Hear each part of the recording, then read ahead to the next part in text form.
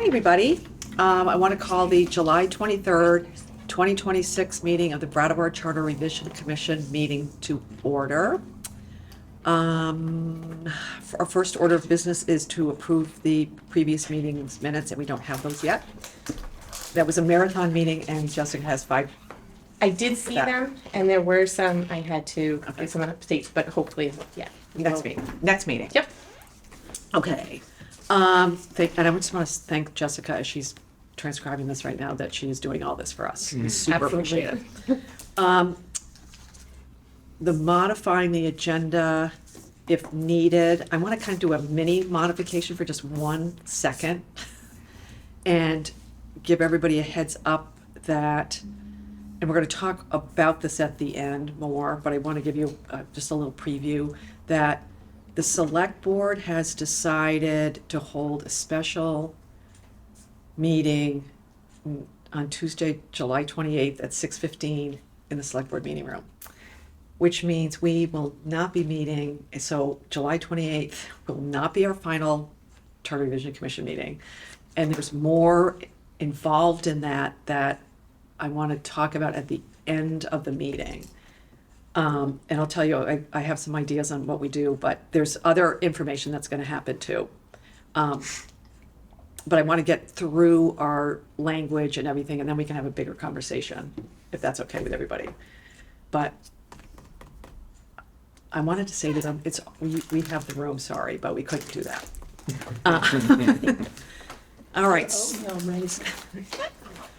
All right, so let's go to the first thing on the agenda, which is finalizing the draft language discussed at last meeting. And I'm hoping that, and Seth, thanks for printing this off in color. It's very helpful.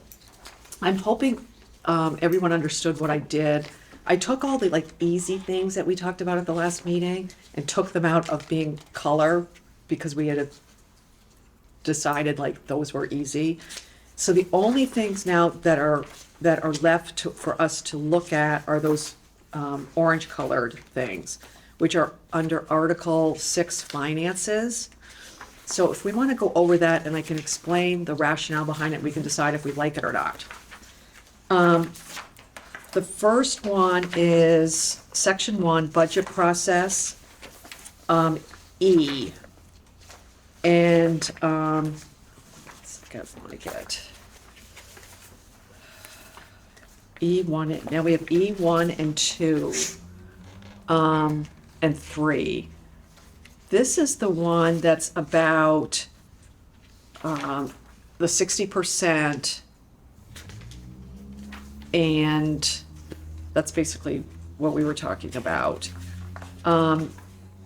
So Peter helped me and reworded it to make it more of a understanding about what we mean about the final amount. Let me get to it. If you look at so dark. Yes, I know what I'm talking about, but yes. But we wanted to be clear about what the question read, what the wording total amount means, and we had talked about crafting the language in the positive. So this is what we were trying to achieve through this. Exactly. And Clarifying question. yeah, E1 says that starts the ballot question for this item. Mm-hmm. Is that the language you're saying for the charter? yes, we were adding it. No. Oh. So the ballot question, that phrase is going to go in the charter, like that. I just want to clarify. Yes. Yes, because it is subset to what's immediately above it that says that the general fund budget approved by the voters at the open town meeting shall be placed on the Australian ballot to be voted on the first Tuesday in March. Mm-hmm. So then thing one of explaining what does that mean? Thing one is the ballot question shall be phrased in a certain way. Thing two is being really clear about what total amount means, because we've had total amount, final amount, and some confusion around that topic. So being really clear by definition of what it means. And thing three is turning it into the positive aspect, using because we had conversation here about phrasing in the positive versus the negative. We needed to make clear it's a 40% threshold in the positive as opposed to a 60% threshold in the negative. I think I'm just curious that, like, is that, And you see, it started as just E alone. We didn't have 1, 2, and 3 after E before. It's in the blue. It just says the final budget amount adopted at town meeting shall be placed on the Australian ballot. I think I'm just curious, Yep. like, that it is so prescriptive when there's, my recollection, there's not a ton of prescriptive, and I understand being a new process, it might be possible that that is necessary. Yep. It also makes me think that the format, though, is, would it be better served for the whole document under a definitions section that a final budget equals this? Much like there is a youth vote equals this, and I just looked, and of course that's under elections, it's under a different section, but a definition. Sure. But I'm also not trying to, like, throw anything out necessarily, but just, like, to be more evergreen than part of a process. May I reply? Oh, yeah. Thank you. If we do that, I think that the point's well taken and could apply well to number 2, where we actually are just defining total amount. So if you feel better about having that be in the definitions back at the front of the document, referring to, total amount in this section means blah, blah, blah, that feels right on point to me. Would you put it here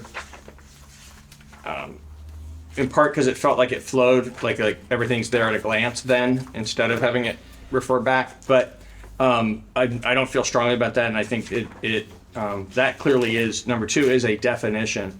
I'd urge us to keep number 1 and number 3 here because of how they speak specifically to the thing that's going to happen after open town meeting.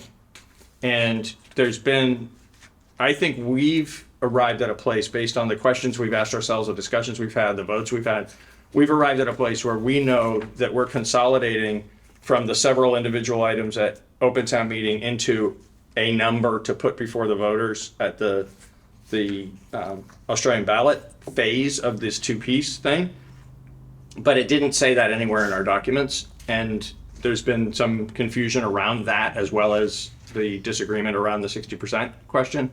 And so it felt to us like it would be important to be really clear in this space, not about obviously the particular amounts of anything, that's going to change from year to year, but that the structure of this ballot should be the same from year to year, which is something comes out of open town meeting, you fill in the blanks of this ballot question and vote on it, and if more than 40% say yes, then we have a budget. It is, I think what is jarring, not necessarily wrong, but jarring, is that it is the most prescriptive Yeah.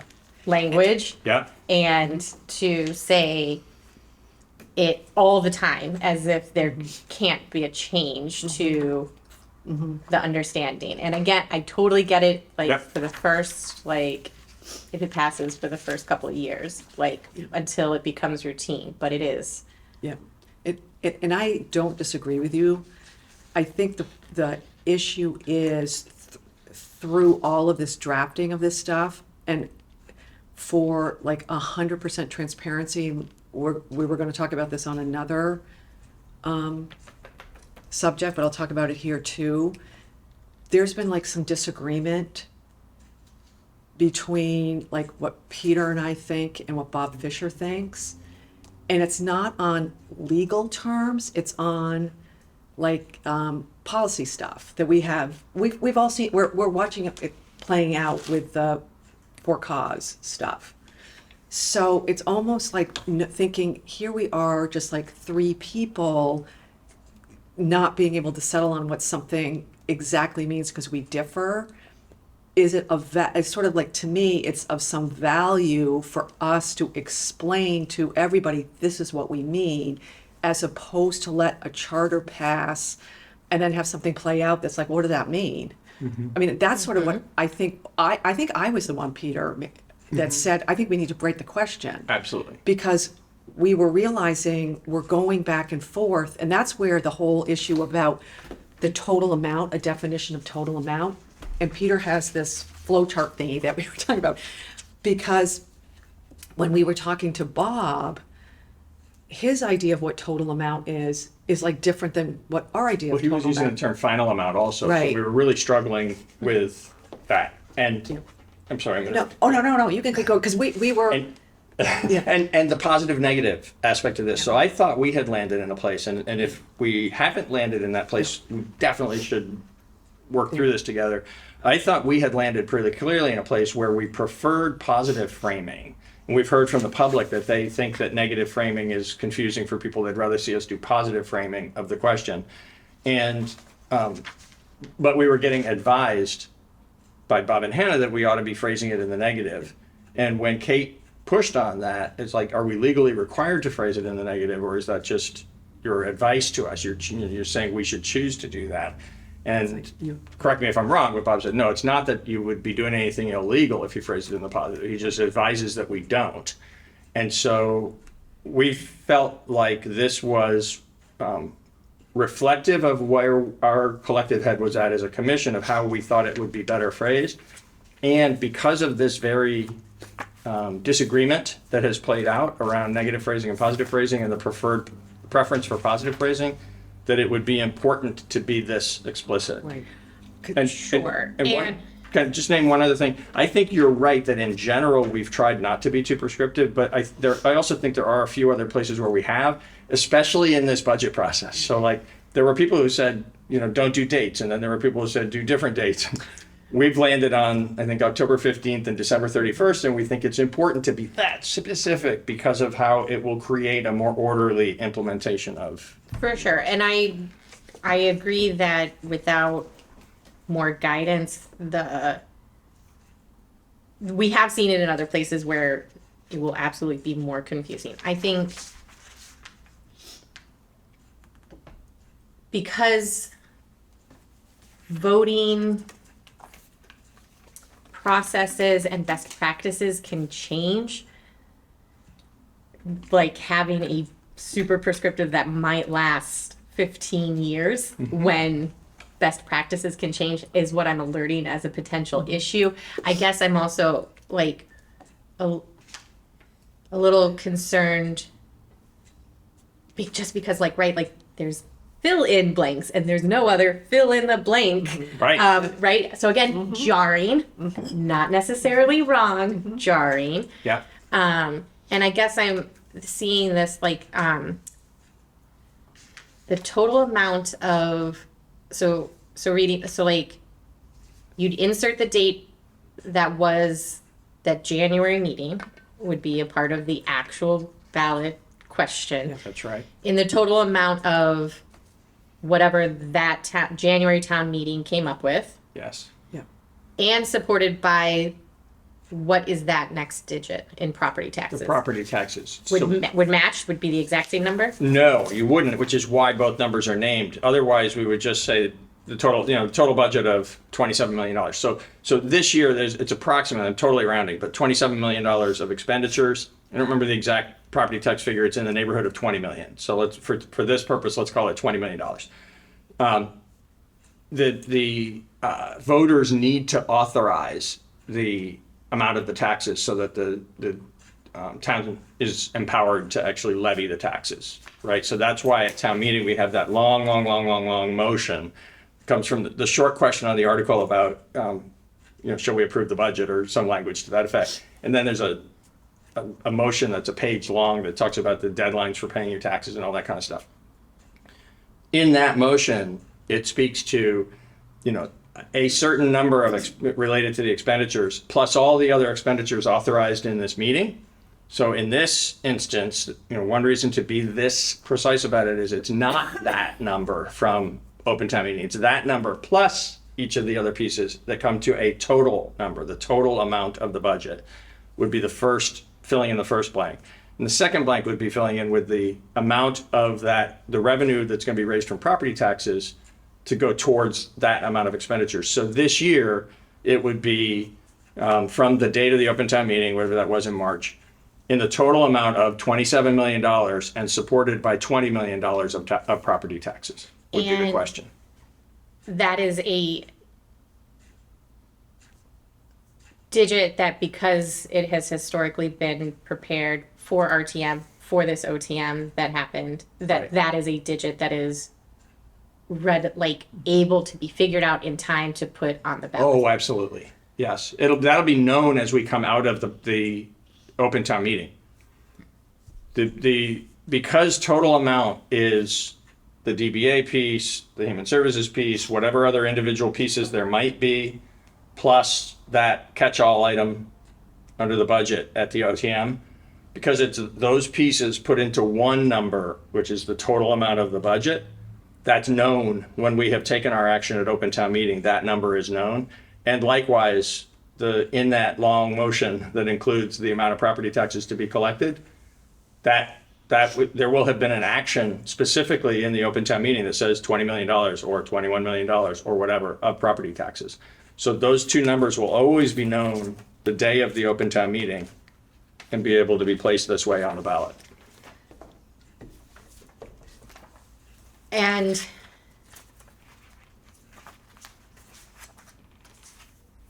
then looking at number 3, the budget shall be considered adopted if 40% or more Yeah. vote in the affirmative. I mean, that's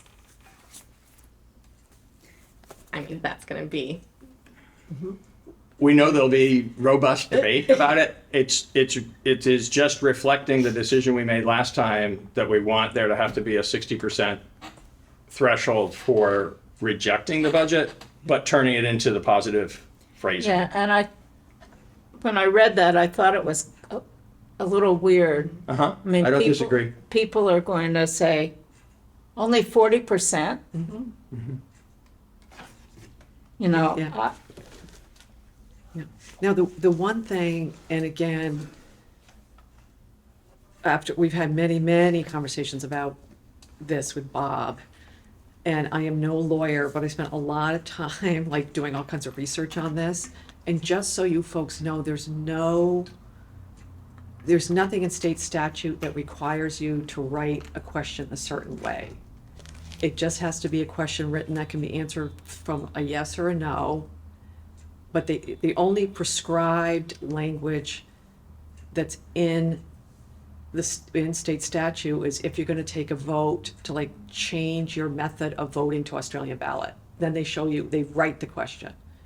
What they do say is that it's the governing rule is, I can read you this, the rule that, this would be the governing rule that's in the charter, is the budget shall be considered adopted if approved by 40% of the town's legal voters voting on the question. That's what we are putting in as our governing rule.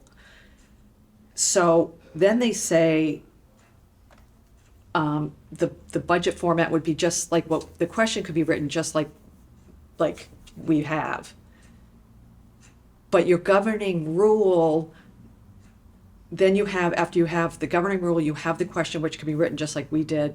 It's then how do they count the ballots? You know what I mean? And and the thing for the people at the election is gonna be, if 40% or more of them say yes, then it passes. What we can't do is say, well, it's rejected if it's 60, but then put, oh guys, if it just is 40 yeses, then it wins. You know what I mean? We have to be consistent.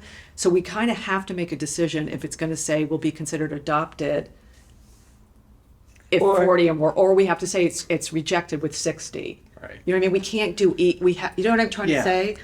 Yes. And accepting that it has to be one way or the other, we already had it in here at 60 and we had concerns about that. And we heard concerns about Yeah. that as well. And which is what has led to this. We can put it back. Yeah, that's the thing. I want to make really clear is Yeah. I think that what we've brought forward is a better way forward because it's clearer. It's got some weirdness to it. I don't disagree with that at all. But it's just clearer and I thought we had a consensus among us that phrasing things in the positive is just easier for the voting public Yeah. than phrasing them in the negative. And having said that, the only piece of this that I feel is like essential because what we had before wasn't clear enough. I think this is preferred because of the things we've been talking about the nuances of negative phrasing versus positive phrasing. But the one piece that we really need that we didn't have is the definition of total amount. Yeah. And using the word total amount, not final amount. That's important. And if we don't do it, we're going to be begging for trouble, in my opinion. But if you feel strongly enough about not wanting to be as prescriptive as this, we could leave instead of adopted if 40% or more approve, we could leave it as adopted unless rejected by 60%. And we could put the definition of total amount in the definitions and leave the prescribed ballot language out because each year the town staff and select board would need to comply with the total amount requirement and would be guided by the 60% threshold. And It just feels to me like in our prior discussions, we had been landing in a place where we were comfortable with the intent of that, but not so much with the language of that, and we were trying to address the language concerns. Yeah. And they may, if we don't put the question written like this, chances are the question's going to be written Worded in the in the negative. negative. Like if we don't word, but if we That's right. word the question the way we want it, and it passes the legislature, they'll have to word it in the positive. Do you see what I'm saying? Right, and so I guess I would want to clarify that the town clerk would weigh in on the format of the question to make sure that it's like. She relies on the legal advice Okay. of the thing. But again, there's nothing, and I think this is sort of like a general philosophical thing that we're having with talking to Bob, and I respect him a lot. I respect lawyers and everything. There's what state statute says you can't do, but if we put it in the charter, it means we can do it. Do you know what I mean? Like, it's Burlington has ranked choice voting. That's nowhere in state statute. You know what I mean? Right. So I see like any decision, not just necessarily this one, but it's the same kind of thing that if we want to say, have this positive question, but have it be, it gets rejected, it can only be rejected if 60% do it. We as a commission can recommend that. There's nothing legally. Right, and I guess I have not seen a charter how it describes the process of ranked choice voting, so I would be curious if it is as prescriptive potentially as this is. Is it as like the question needs to be phrased such as, No. and then the count of the vote is such as, I imagine the count has very prescriptive language, Yeah. but like does the question as well. No, So, because with that, it's you vote. Who do you want? Let's pretend we're running for governor. You're going to vote for Peter, Kate, or Maya. So here's the candidates for governor: Peter, Kate, and Maya. Kate gets 20%, Maya gets 40, Peter gets 45. No one gets the majority, but Kate's. Then you say, okay, who voted for this? Chances are Kate's gone. So it's Maya and Peter, and it's like, okay, who voted for Peter for their second person? So the question isn't prescribed because you already have the question, who do you want for governor? With ranked choice voting, it's the how do you count is prescribed. Right. Do you know what I mean? So that's why you won't find a question in the ranked choice voting sure. thing. But you see, they do prescribe, like, because I looked at it, and it's You anticipated the question. no, I was literally looking through the entire state statute going, is there anywhere that says like how you write a question? Because I was thinking. And with that, it prescribes, you do after the second thing, you do this, and after the third thing, you do this. Right. It's not like 5,000 pages either. It's just like first choice, then you dump the third person, then you add the second people. That's what's so it's, they don't write the question, but there's no reason to write the question. Because I'm trying to think, is there another thing? And I didn't look through other charters to see if they have other questions. But the thing is, state statute only lists that one question. They tell you how you have to write it, which is the question on, where it is. I have it all. For the state statute, the way they say you have to write if you want to go to Australian ballot as your form of thing, shall, and then it has name of municipality, adopt its name of individual article or budget articles by Australian ballot. You know what I mean? So it's got the same thing. It's got shall, and then Brackets. parentheses, brackets, name of municipality, adopt its brackets, name of individual budget article, or brackets, all budget articles by Australian ballot. So state statute has this thing. And, you know, at least when it comes to the easy one to sort of talk about the definition, I don't think we have one zone for just definitions. The one place with definitions is Article 1 elections. And so it would not be placed there. But is there another reason to have other, like, a new section 1 for definitions under finances that is, and then anything that might need a definition, can that be? Why couldn't we put it in, Article 1, Section 1? That's elections. It's the Oh, you're the right. whole section is about The elections. old Right. had You're right. broad definitions. Yeah. Yeah.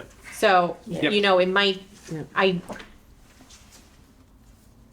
if, as a formatting thing, that makes more sense to, like, you know, ground in definitions before you start the section. Is there more that could be helpful and then pulled out of another section? I don't know. I haven't gone with that kind of eye to it, but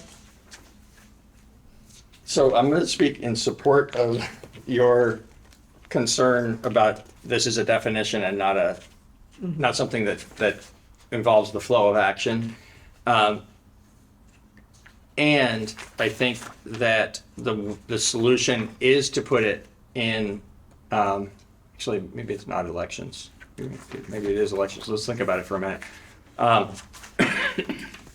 Excuse me. Well, this is, I suspect, well, this I is need to go general back. provisions, definitions. It's not elections? No. Well, let's look at that then. Yeah. What I'm thinking, the thing I was thinking is, this actually does involve elections, right? It involves a decision to be made rather than a person to be elected. But if the only place that we had definitions was in it, No, it's general provisions, section 1 definitions. And it's in our clean draft, It's annual town meeting, special town meeting, youth voter. and that's all we have. Yes. I'm surprised we don't have a definition of Australian ballot there, honestly. You guys, I have to like figure out how to put all this in the charter, so we're not gonna add too much. I'm having like a kind of heart attack right Yeah. now. Okay. Yeah. I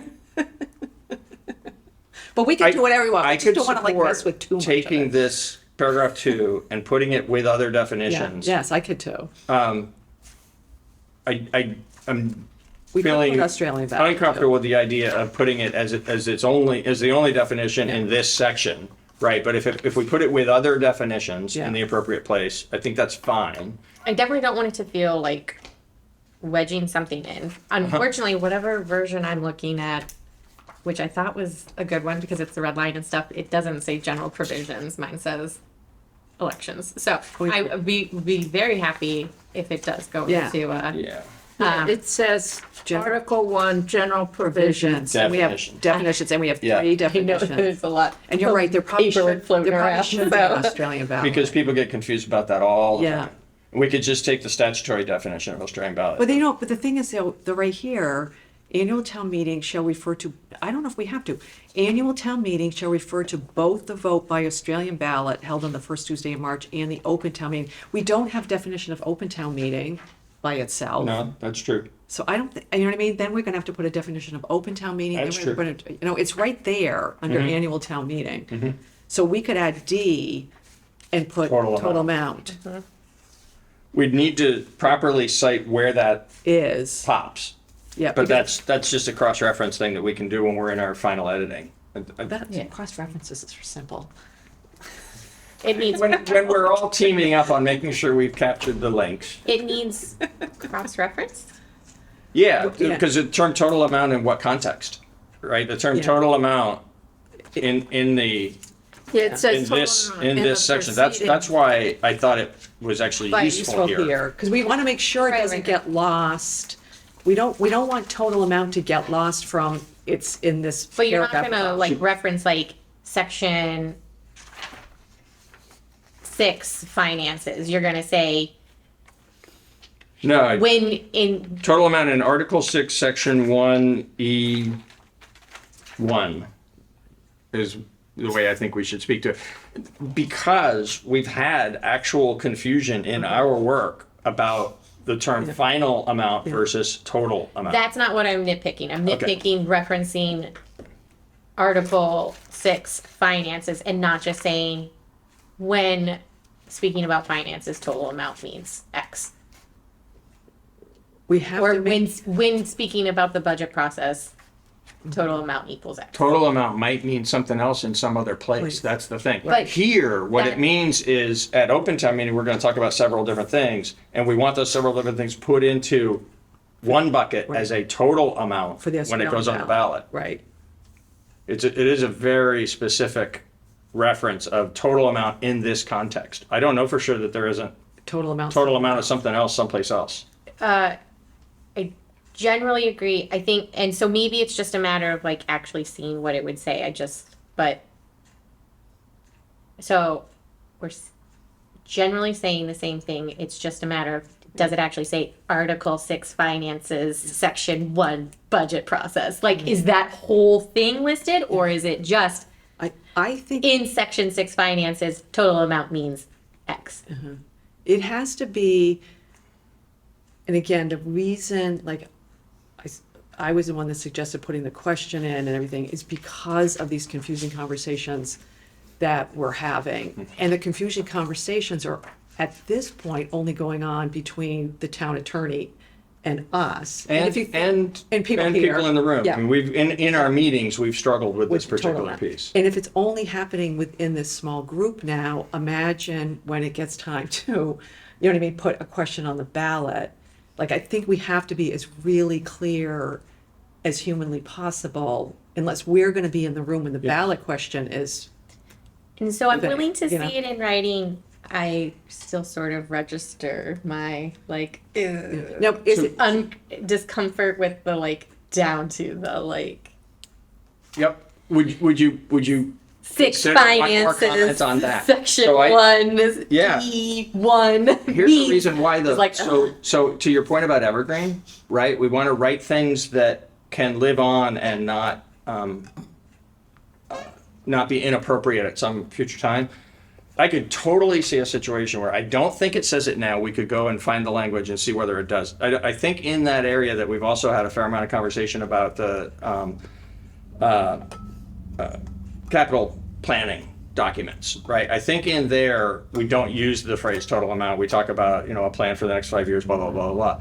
But who's to say that in the evolution of how the town does planning around capital projects, that there might not at some point be some reference in that paragraph that says such and such and such and such and about the total amount of the cost of the projects or something like that, which would be sort of normal expected usage of the two words, but if this is a general definition applying to anything budget related, that would actually, then we've got a problem. Then it's not evergreen. It's actually become confusing in a way that it wasn't confusing when we wrote it, because we meant it really to apply to this. And I am willing to see it in super specificity with the acknowledgement I might still be grumpy with it when I see it. Yeah. Okay. And in the end, we'll just need to vote. Yeah.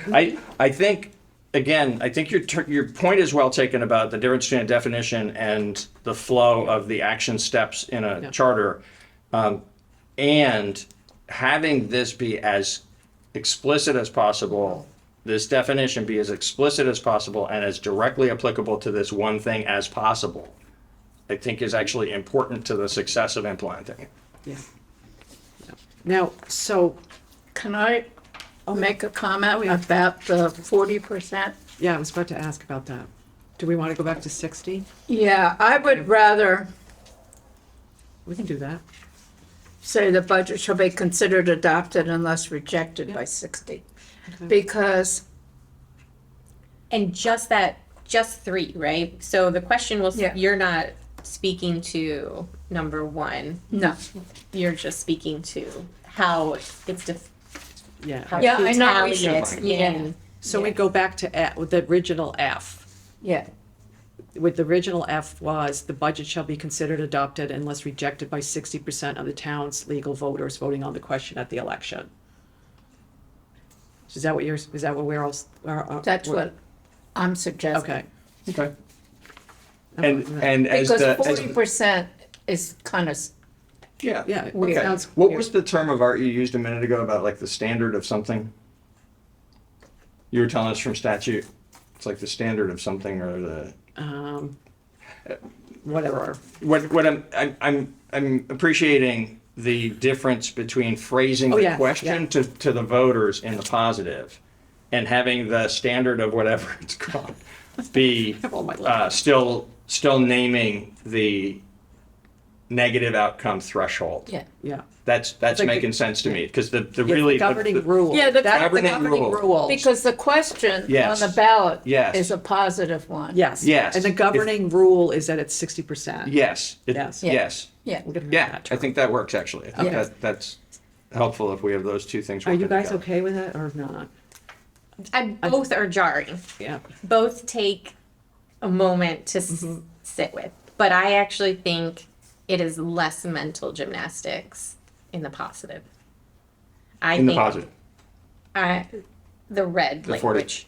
Yeah. Right. I think one has to sit longer with the blue language, F, old F, longer to understand what is happening. For me, it's the opposite, Okay. because it says 40%, and I'm like, wait a minute, that's not That's if- 50% or more, but if it says unless rejected by 60%, I can be, oh, okay, for some reason, that just makes more sense to me. So you know, if you wanted to pass the budget, you know how you would vote.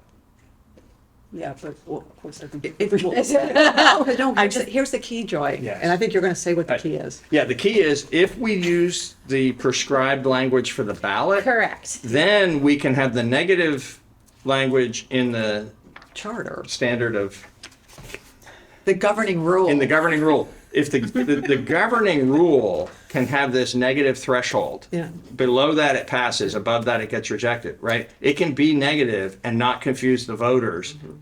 If the voting, if the question before the is- voters is, shall we adopt the budget? Yeah. Yeah, That feels like actually That- proper calibration of these two separate Right. pieces that read like. Yeah. right.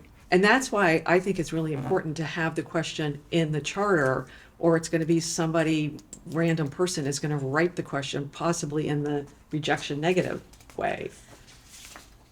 Yeah, You know? no, I agree with that. As long as the question itself is, Yeah, shall the budget be what we said? shall the voters adopt the The budget, budget. which Yeah, is a that's- positive. Yeah. Clean. And then on election day, they count them up and, oh, there's 60% that have voted no on this. Well, that means it passes. Or even if it doesn't pass. The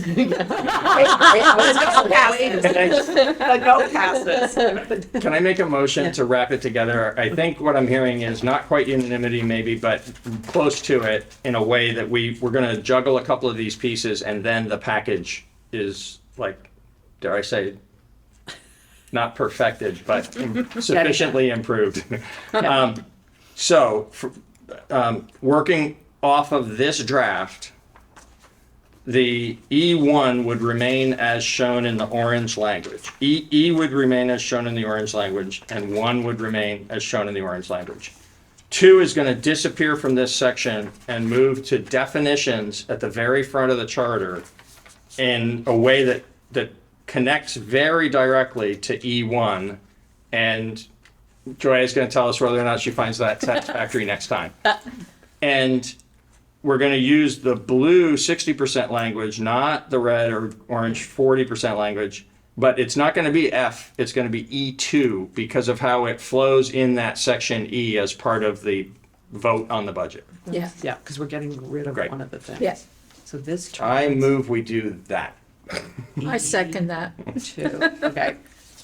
Let me just recap. So, Peter moves and Maya seconds that the language in E, the EE stays, the 1 stays under E. The 2 goes to definitions, over to definitions in a way that pulls it right back so we know what we're talking about. And then we strike the 40% language, go back to unless rejected by 60%, and it becomes E2. Yes. Does that all make sense? Mm-hmm. Okay. So all those in favor of that? Aye. Aye. Okay, so we'll do that. Thank you, everybody. I have another question. Yeah. Maybe I was just tired when I was reading this. But in this budget process,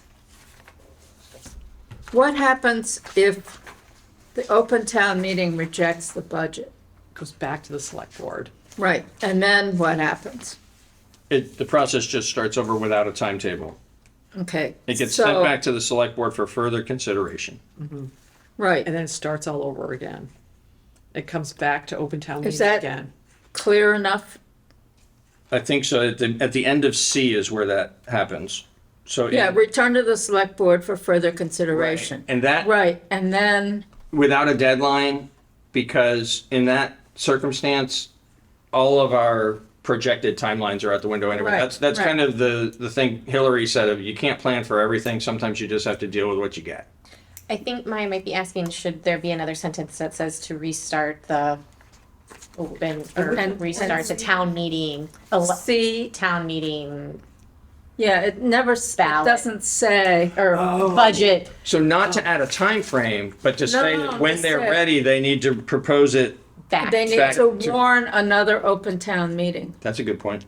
Yep. And warn another Yep. town meeting, right? open town meeting.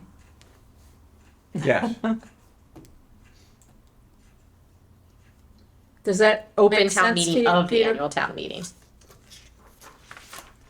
Yes, that's right. Open town meeting of the town meeting.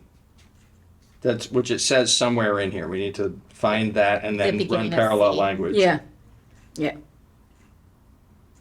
But someplace in there, we need to say that the process, That's actually in C, at the open town meeting.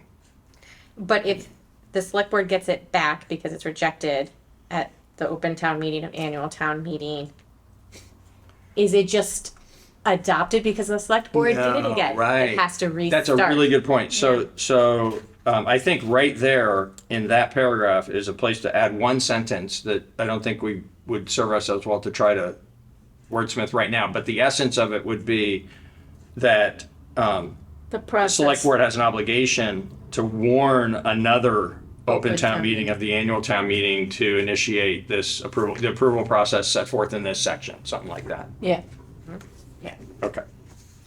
Good catch. Thank you. So we're gonna add language there. I thought I was too tired to. You were not too No. tired. You were actually sharp as a tack. This select board shall. Okay, so, okay, Okay. all right, so we'll do that. Okay, so now we'll go down to, Budget rejection. this is where, Joy, you and Hannah had, issues. And one of the issues in A, was that it used to say, wait, it says, if the Australian ballot vote results in a rejection of the budget, so the select board shall warn a special open town meeting for the purpose of, it used to say for the purpose of considering the rejected budget. Remember that? So oh, it's right below there. So we. The blue line. Yeah, Yeah. what am I looking at? Yeah, yep, so we changed to sound nicer, considering the town's general fund budget to be held within 40 days of this Australian ballot vote. There was also during the 40-day period, the select board may recommend changes to the rejected budget. Because I think it was either you or Hannah or both who were like, well, I think it was you that said the select board. Could put forth the exact same budget. Yeah, That's right. yeah. So we give them a, hey, we want you to do something. So that's how we decided. We tried, I'm hoping that satisfies what you were worried about. The only thing, again, is just sort of the like, may recommend changes to the rejected budget. Is there like not even more neutral of like, the select board may recommend a budget? They already did. Right. I think it's important there, so they may recommend changes to the rejected budget. To your point last time, they also may just bring forward the rejected budget one more time and argue about it differently, Yeah. right? Presumably, and rather than just saying try again. So they may do that. It's permissive language rather than being a requirement. But I think it is important that we're all going to be in that moment working from the thing that got rejected to see how is the new thing different and therefore maybe better. So Well, in then that moment, I think again, we want them to be able to, if they're going to recommend changes, which they probably will, right? Select boards likely will want to take action in that 40 days to say, okay, if that wasn't acceptable, try this one. And they ought to be able to tell us how is it different from the one that got rejected. So they would be recommending changes to the rejected budget. In the absence of that, we're just kind of out in the ether. It is, but I think it's the like,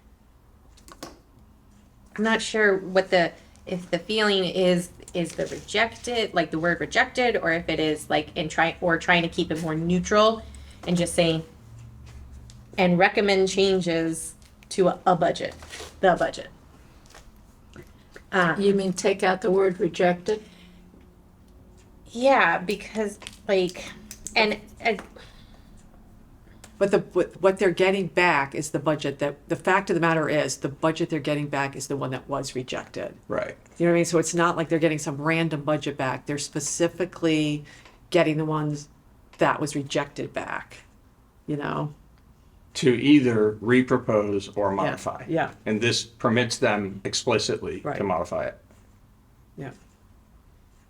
Because to me, the word rejected isn't I don't see it as a negative word. It's just like the fact is the reason they're getting the budget back is because it was rejected. In fact, the whole section It's budget exists rejection. only to deal with the fact that there will sometimes be budgets that get rejected.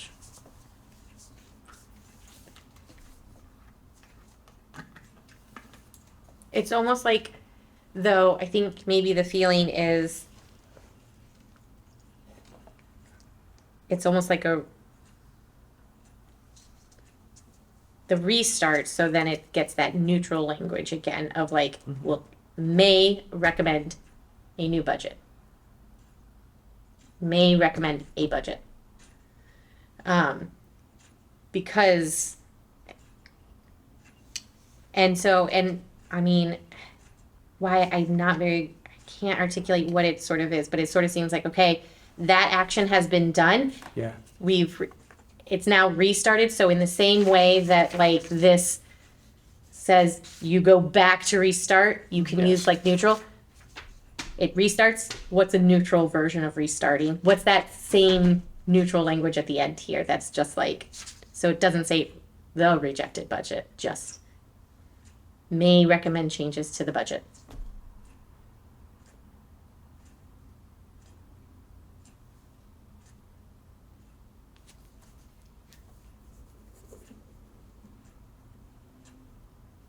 So that's just taking out the word rejected. If that feels okay, if that Well, if that makes the same thing happen. Well, we say results in a rejection of the budget, then, Can you say to the budget that was previously rejected? Well, I think because, well, maybe Maya might be onto something because it already sets it up in the beginning. Results in a rejected budget, warn a special town meeting to consider the general fund held within with During that time frame, the select board may recommend changes to the budget. Because we already know what happened. It was rejected. Because it's there in the first line. During that time, during the exact same 40-day window, the select board may recommend changes. I like it better the way it's written here, but if we're gonna change it, I think we have to say proposed, because we change the budget every year when we go from last year's to this year's. So just saying that they may recommend changes to the budget feels too vague to me. I could live with may recommend changes to the proposed budget. I like the rejected budget better because that's the one that gets handed to them, like Kate said, and then they're working on that to bring something else forward. But if it's a strong enough point for the two of you, I'd be happy to change it to proposed. I don't want to change it all the way to changes to the budget because I think that would It could- substantially weaken this. I mean, they might think, oh, that's the budget that we started with like 5 months ago. It could be any budget. Yeah. To your point, we make it that broad on purpose, but then it could be any budget, which feels way too broad at that stage of the process where we've been all the way through to 2 town meeting segments and rejected it. It feels like we've got a thing already. It's a question of how we're going to fix the thing. Yeah.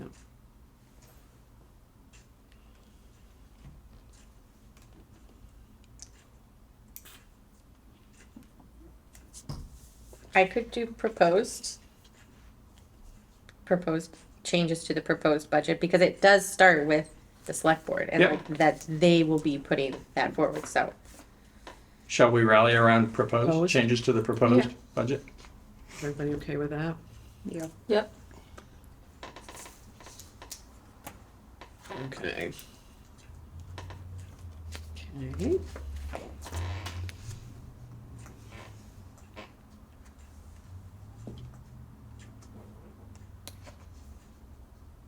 So we need to, in B, the orange B, Change it to the 60%. Yeah. shall Change to be the 60%. considered rejected Yeah. if. Yep, I'm gonna change that. And this one, I don't think, Joy, I think it was Hannah that had the issue with B. But what we added, well, you can see is just sort of, it's made it so it ran the same kind of language as A. Hannah, it Yeah. was Hannah, and Yeah. Hannah was asking for parallel language, and Yeah. so that's what we That's what we Yeah. did. attempted to Yeah. do here.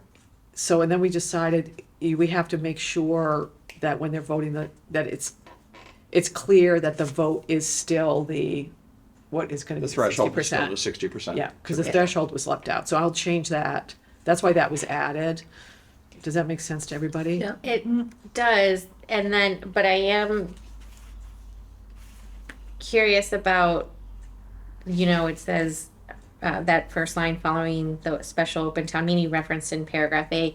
I wonder that, I think the point is to be very specific, but at a loss of like finesse. At a loss of what? Like finesse to like say a similar thing that said, because this is all in the same, like it just sort of trying to make sure that everyone knows what is being said in B That's exactly is what it's. there's a bit of a loss to like, I think a nicer, not nicer, I think nicer's fine. No hurt feelings. No hurt feelings whatsoever. What I would say is I think you're right. And there's spots in here, I believe this is one of them, where we need to do that for clarity, where having something sound a little bureaucratic in order to make it clearer so we all know what it means and we all can function under it properly is actually better than having it read more smoothly and leave open potential arguments later. Yeah. Because we get it, because we've sat here for. there's no way that it could be like following this special open town meeting, the select board shall warn, because it is a flow of following this special town meeting, because it is what has happened above.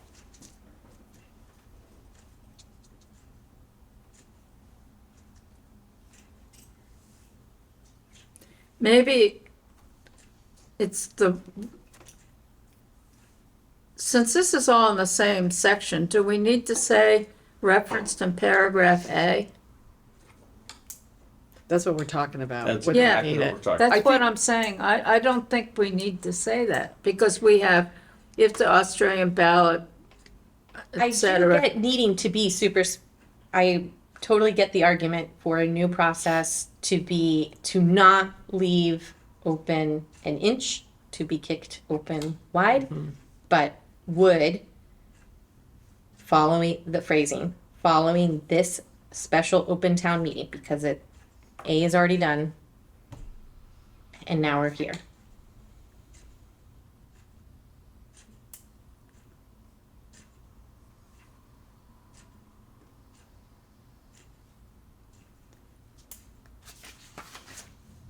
If we just say following the special open town meeting, the select board shall warn an Australian ballot vote on the total amount approved at the, I'm okay with that. I'm okay with this. I just went back and looked at the language we have in the first go-round, before we're into the rejection part. We have the open town meeting, and then it says, if the general fund budget is amended at the town meeting, such amendment shall blah, blah, blah, blah, blah. It doesn't say at the town meeting, referenced in paragraph C above. So we want to That's say fine. Following this open, this special special open town. town meeting. This special. It could even be just following the special open town meeting and just get Yes. rid of referenced in paragraph A, yeah. But if it 'Cause it- feels like for the reason that you said. but this could link it a little tighter. It could. We didn't do that back in C, not to say that we couldn't change that also, but, I guess I think because don't want to argue about this and D, but. right, but like just because budget rejection hopefully doesn't happen, and it just links it a little tighter, that the main process doesn't need something linked as tight because it is the process. But if there's a budget rejection, that links it. Yeah, but then that's an argument for keeping the reference in paragraph A, so it's airtight. Is the thing. But it's not pretty. Sorry. So do we want to go with the or this? Yeah. Does anyone? I thought we were down to that. Yeah. Then after that, I'm not so sure. I think we should leave that Okay, and get rid of referenced in paragraph A. okay, Okay. okay, so we'll do that. And then we're adding the language that we use for 60% as that last sentence. Yeah. Correct. Okay. Are we okay with all Is that? that the end of section 2? Yeah. Yeah, it is. I'd like to make a motion that we officially approve changing All- section 2A to finish with proposed budget instead of rejected budget. That we delete in section 2B, first line, the words referenced in paragraph A, and that we change the final sentence in that paragraph 2B to be the language we used in E2 Yes. and just repeat it at that location. Okay. Does everyone understand everything Peter just said? Are we clear? Yep. Okay, I won't repeat it all. All those in favor of Peter's motions, please say aye. Aye. Don't oppose. 5-0. Okay. So, did we get all through that? We did. Oh my gosh. Gosh, I'm so excited. So I'll turn the orange into not orange anymore, but we'll look at it 100 times first. Okay. That's so exciting. So exciting. Okay.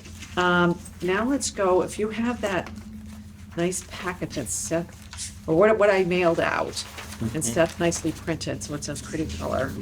I want to go back to the beginning. And go through the additional decisions for the commission. Okay, we're at Article 4, Section 3, appointments. And this is the issue with the for cause, the for cause language in the town clerk. And this is another issue where we're having, literally, it's a policy debate with Bob. And I had a conversation, oh God, it seems like forever ago, but it was just Wednesday, right? It was after our last meeting, which was last week, Wednesday. I went and I had a meeting with Bob, and Hannah was there too, about, I showed him this language. That we had approved last time. Yeah, the language we had approved last time. Did we approve this language last time? No, we did. We approved it, at least in concept. Okay, I thought that's we right. approved the actual language. Yeah, the language that and this is the language we're looking at right here, right? Right. And I think what actually happened was we approved the concept. yes, I said these words out loud, and we said, well, Yes. we're going to write it down so we all can look at it and agree that those are our words. But, Yes. but I have a very clear recollection I of get, landing here because the language we had proposed Yeah, it was talked about neutral. at will. It was borrowed from the Richmond, yes, charter. and we took that out. talked about it being at will. Yeah. And there were concerns among us that it should be referring to the employment agreement. That the middle ground place to be was referring to the employment agreement, Yeah. not including for cause, Yeah. and also not saying at will. Exactly. Yeah, and I did take this, I'm just checking what I went down with Bob Wood, and I did take this very language that's highlighted here down to Bob. And we had a very frank conversation, and it's not, as we know, it is in state statute, the words for cause. But when I talked to Bob, I said, well, there are like at least 7 or more towns that actually have charters that do not say for cause. Some of them say at will, some of them mimic language that's what we have here, which is, goes to the employment agreement. And it's not illegal for us to do a charter change and put this language in. It's Bob's personal opinion that he believes that the town manager should be protected and be a non-political position, and that the select board, has to have basically a high standard or whatever to remove the town manager. So this is not a legal thing that we cannot put it in. It's one of these situations where we're just having a policy difference on what it should be. And so, and Bob is and I respect him on this one because he's very, very adamant and was very clear to me that he will go to the legislature and fight us on this one. But the reality is the legislature has approved charters that Say at will. that even go farther than we're going. Right. So I just want everyone to know that because it could come up when we are presenting this. If we go this way, which I think we should go, but again, it's us. But that's where we are. We're just at this. It's literally because I said to him, I go, we're having a policy disagreement. You know what I mean? We're having a policy disagreement on what the town manager's role should be. Well, there has never been in the charter something that requires the select board to enter into an employment agreement. That's correct, right? Until now, if ours is approved. Until now. Yeah. Right. So the select board can put whatever they want in the employment agreement. And as long as the town manager says, okay, then that's the agreement. Right. So I understand that Bob thinks we need to have at will or He's very. He doesn't think no. we need that. He thinks we wants need for cause. for cause. He thinks that and it's a deeply held belief for him that the town manager should not be subject to the political whims of the select board. And that's why for cause has to be there. And I said, well, I actually personally disagree with you on that. Like, I have a different opinion. Yeah, And I think, This neutral language doesn't say either one. no, and the fact that we're requiring an employment agreement, which both parties agreed to in the beginning. Yeah. I don't think we need Right. anything Yeah. further. I mean, That's, To be clear, what we're proposing is, Kate is showing all the cards because she had a difficult conversation with Bob and wanted you all to know that she had a difficult conversation with Bob so that we make a fully informed decision. And we're recommending that we stick with the language that we landed on last time, Which is neutral. which is neutral. And in fact, in being neutral is, leaves open the possibility that an agreement might actually tilt towards protecting the manager more than protecting the community. And if a select board signs that agreement, then that's what we get. Which is why last time I suggested that we might want to consider actually having at-will language, since that's been approved by the Vermont legislature for Richmond, that would protect the community better, and then there would be the provisions of the agreement that would provide the details about exactly what would go on under certain circumstances of termination.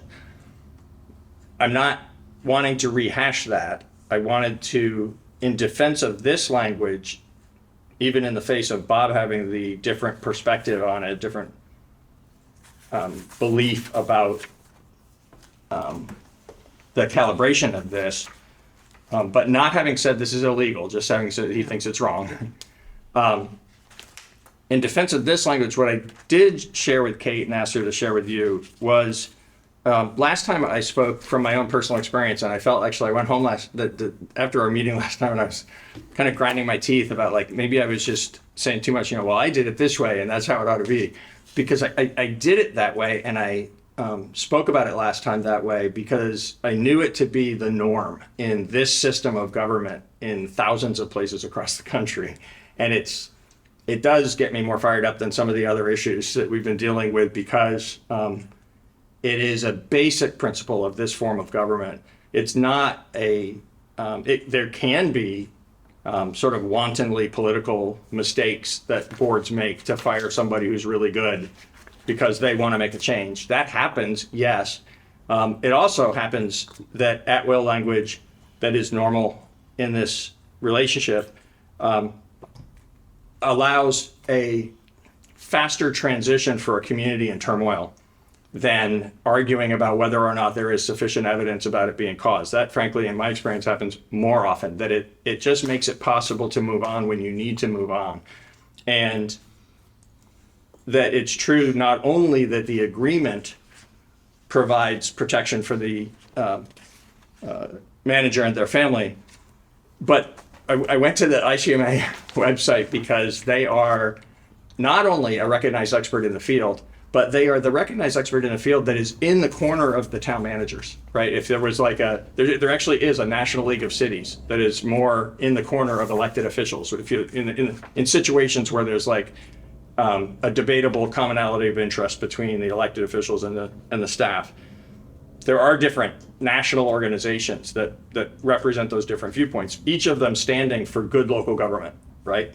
And the one that is the Association of City Managers says the manager is an at-will employee who can be fired by a majority of the elected officials consistent with local laws and any employment agreement. And it says that, and then it speaks to it elsewhere in this document, because this basic principle is the people should control, the interests of the community should always be paramount.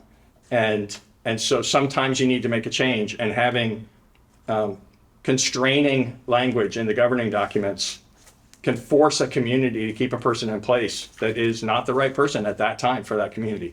So I say all of that not to re-argue that case. I don't want to be belligerent about that. I'm not trying to pull us back to at-will language, but it feels to me like we already compromised and made this neutral. And to go further back in the other direction and put for-cause language back in, I think would be a huge mistake. I think my only clarifying question is that because this is neutral language, state statute still stands. So somebody in the role of town manager could cite state statute and say for cause. It doesn't, That's a point. this is neutral. State statute still exists. If That's true. somebody is savvy enough and has looked and and I would think have maybe flipped through whatever state that they're employed in to sort of know the overarching, that would still exist. So it's just not stating what exists. And we have it, So do you a want, history of cleaning that up in this charter that we are cobbling together. So as long as, so are you recommending neutral. putting at will in? no, I'm Okay. saying I that, was going like, Peter just, Well, no, because You're if, making an argument that we Yeah. actually are Right. as good as leaving for cause Right. in. right, So- yes, yes.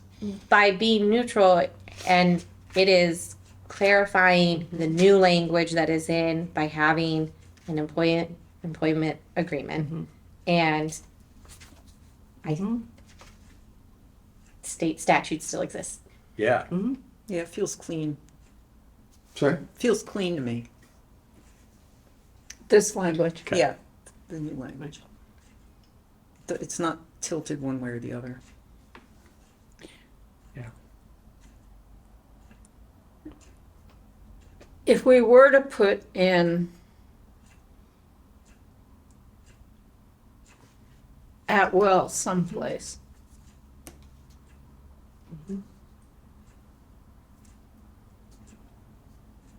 That's the only way, as Joy is pointing out, to make it so it's not for cause, we have to say at will.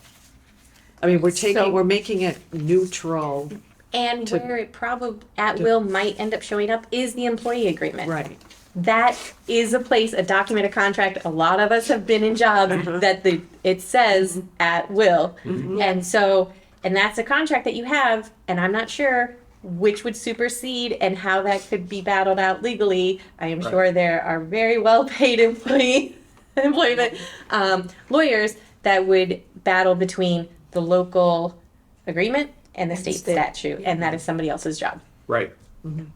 So you're making that point, forgive me, you're making that point so clearly and effectively is actually causing me to want to rediscuss Right. a little At bit. will. At will, because I think we want to prevent that. That's the point I'm trying to Right. make is Well- the standard in this industry is managers know, if a manager comes in from out of state, a manager knows that you serve at the pleasure of the council because that's how this system functions, and you protect yourself in the agreement. And then everybody wins because the community gets to make change when the community needs to make change, and the manager is protected by the agreement. And shame on me, but I was actually, ready to compromise on this language because I hadn't thought about what you're saying about, yeah, but that language, if we don't change that to something else, that standard still exists in the statute, and the agreement actually could fail to protect the community. If we want to protect the community to a greater degree that is not crazy and excessive, but is the norm in the industry, we could use the Richmond language, which has already been approved by the legislature, and it would always say, at will, at the pleasure of the select board, but can only be terminated in accordance with the employment agreement. It states that it overrides that for cause in the statute, but then still makes the neutral tilting for the particular employee be in the agreement. And where I would say neutral is better is because those situations, like this is evergreen language, that because employee agreements Yeah. can change, Yeah. at will, definitions can change, and state statute can change. Let that happen in a different zone, but here it is neutral enough to be evergreen for you could make whatever employee agreement you agree to, and state statute will do whatever state statute does, but there is an employee agreement and you will follow it. But your point just a moment ago was that that's likely to lead to well-paid lawyers getting paid and arguing it out and protracting the conflict. And what I'm suggesting is we don't want that. That's bad for the community when that happens. And if we're going to tilt it one way or the other, in order to preclude that from happening, the norm in all throughout the country and the better interests of Brattleboro are to tilt it towards Brattleboro rather than tilting it towards all future town managers. because the So- only reason the only way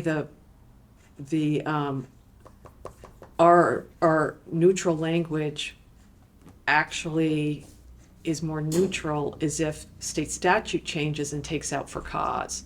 If we keep, I mean, the one good thing is if we get rid of for cause, if something happens on a state level, we don't have for cause anymore. Because But, it still says at will. right, well, oh, no, say it's even neutral. If just state saying- have gets changed, Right. then we don't have it We built don't in. have, so there's, Right, there's that's true. one thing to get rid of for cause is because if it changes on state statute and they take it out, we don't have it in there. Mm-hmm. But this language, the neutral language, doesn't bring us to the step of neutralizing totally state statute. That still exists. Because, As much as it doesn't mandate what the employee agreement is supposed to say, Right. So, because it's neutral. This Right. neutral language doesn't change state statute or doesn't demand what the employee agreement says. Right.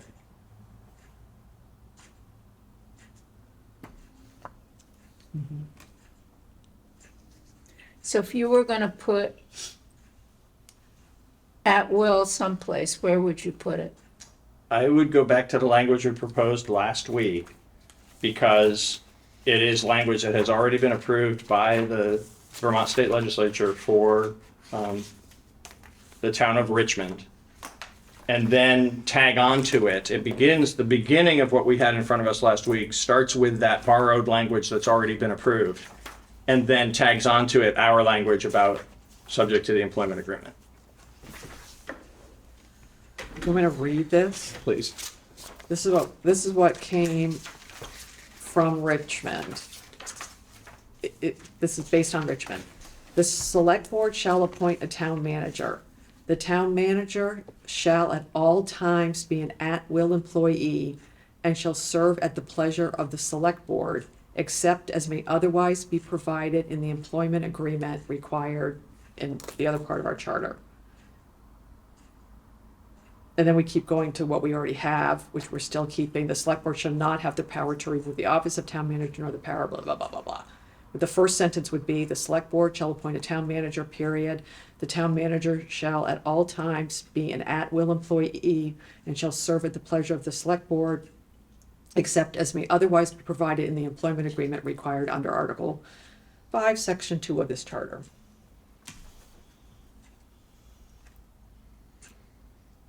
But Bob doesn't like at will. He likes for cause. He's And he on- would Yes. on a potentially go to, if this passes in its form, would potentially go to the legislature and Yeah. register as disagreement. Yeah. And as I pointed out, we're patterning. It's in Right. it's in charters from other places. So it's basically, it's a, He admitted Yeah. to Kate, it's not, what we're proposing is not illegal. No. He thinks it's the wrong thing to do. Yeah. And with all due respect to Bob, that's not his job. It's our job. It's been our job for 3.5 years to decide how we think governance in Brattleboro should be different and better than what it's been. Did he say why? it's literally a deeply held personal belief on how a municipal government should run, and that he doesn't believe that a town manager should be at the political, I wrote it down, should not be at the. That it's tilting not- that we've been yeah. talking about, Yeah, he believes it should tilt towards the manager. yeah. Ah, It should be a non-political position and protected from the whims of a select board. So it's real, I mean, we had a very intense, All other town employees have that protection. yeah, And the town manager, Yeah. because of the intentions of the system, sits at that unique place, exercises a lot of power in that unique place, responsible for all of the staff and accountable and advising the select board. And it is unique in that regard. And the standard in the industry is you don't get all the same protections as the employees that you're responsible for because you're doing a different job that is part and parcel of being a teammate with the select board. yeah. I mean, so we're at this crossroads here where this is not a legal issue, you know what I mean? It's a issue of just, some of us are seeing it totally differently. That's where we are. That's why it's sort of, what do we do? The language, well, that's the red line draft, but we have the select board shall appoint a town manager and may remove the same for cause. That's what's in our Charter. September draft and what Yeah. we're trying to cure in one of these two ways. Yeah, either the more neutral way or the way we talked about just last week. Feels like forever ago.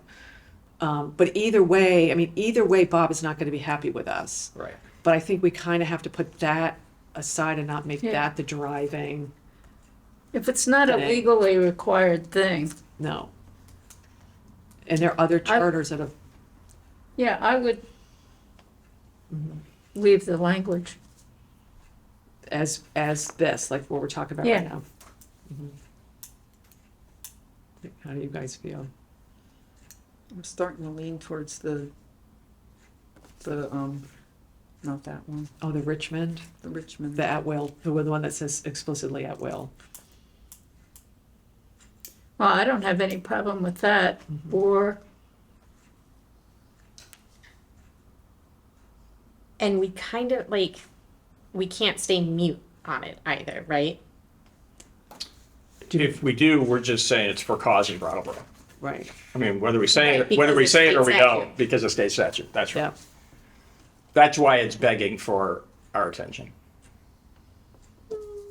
It is, I mean, it's just Yeah. begging for our attention in one way or another, and Can you I can read- live with it if we compromise and do this.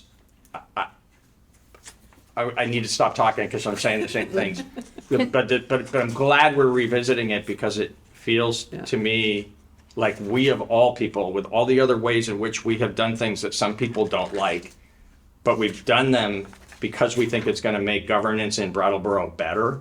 It feels to me like this is a really fundamental opportunity for us to do that again, and we're not grabbing it. And so I want to pull back and not be too. can you read the Excited about Richmond it. language again? Yeah, this is what we proposed. The select board shall appoint a town manager.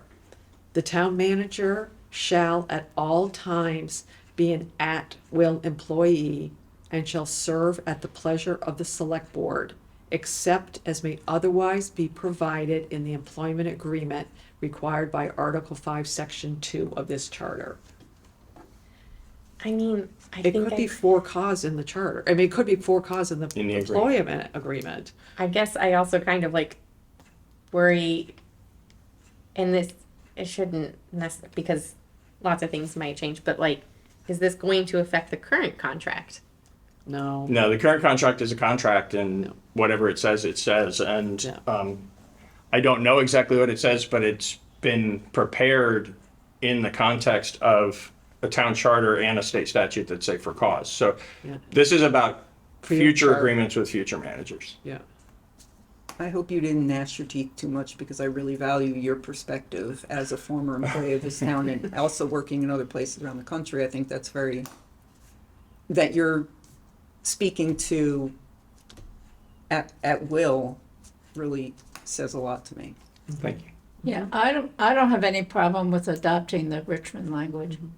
And again, I think it's like the key is except as may otherwise be provided. I So they know. could There come is for, that safety. they could, the select board and the town manager could say, is this, we want a for cause agreement. Because the way it's written now, it's like flipped, it's for cause unless there's something, you know what I mean? Yeah. We're just changing Yeah. it, no, you're at will unless you negotiate for cause. That's right. Yeah, And as I think it was one of our members of the public pointed out that the current employment agreement is not for cause. I mean, that's why they were saying, well, wait a second, but it doesn't even, the current employment agreement, which has nothing to do with what we're talking about, isn't even, what's in our charter. But again, this is for future. well, I'll move that we adopt the Richmond This language. the language that we talked about that was proposed on July 9th, 2026. We know what you're talking about. We'll put it in I know what you're talking about. Can I suggest that you read it one more time Yeah. right before we vote, just so we're saying, Yeah. Yeah. yes, that? Yeah. You want me to read it one more time? Yes, Okay, so this is what it would be. We would be taking out that first sentence. that currently reads, the select board shall appoint a town manager and may remove same for cause. That sentence is going out. And it will now say, the select board shall appoint a town manager. The town manager shall at all times be an at-will employee and shall serve at the pleasure of the select board, except as may otherwise be provided in the employment agreement required by Article 5, Section 2 of this charter. Then the second sentence, which is currently in the charter, is going to stay, which reads, the select board shall not have the power to remove the office of town manager, nor the power to remove the offices that report to the town manager, nor those offices mandated by state law that do not contradict the content of this charter. And that last sentence that I read is currently in our draft. Yeah. So are we all on the same page of what we're talking about? Okay, do we want to discuss it anymore? Do I like? No, it's just that like No, it is so important, and Yeah. it is important to clarify that it doesn't it affects future because there's already a standing contract. Yeah. But this is, and And the other thing to remember, Joy, this, and we're going to talk about this in a little bit, this charter hasn't even gotten passed. I mean, it's just because we approve this tonight doesn't mean this comes into effect tomorrow. no, Yeah. and I mean We wish.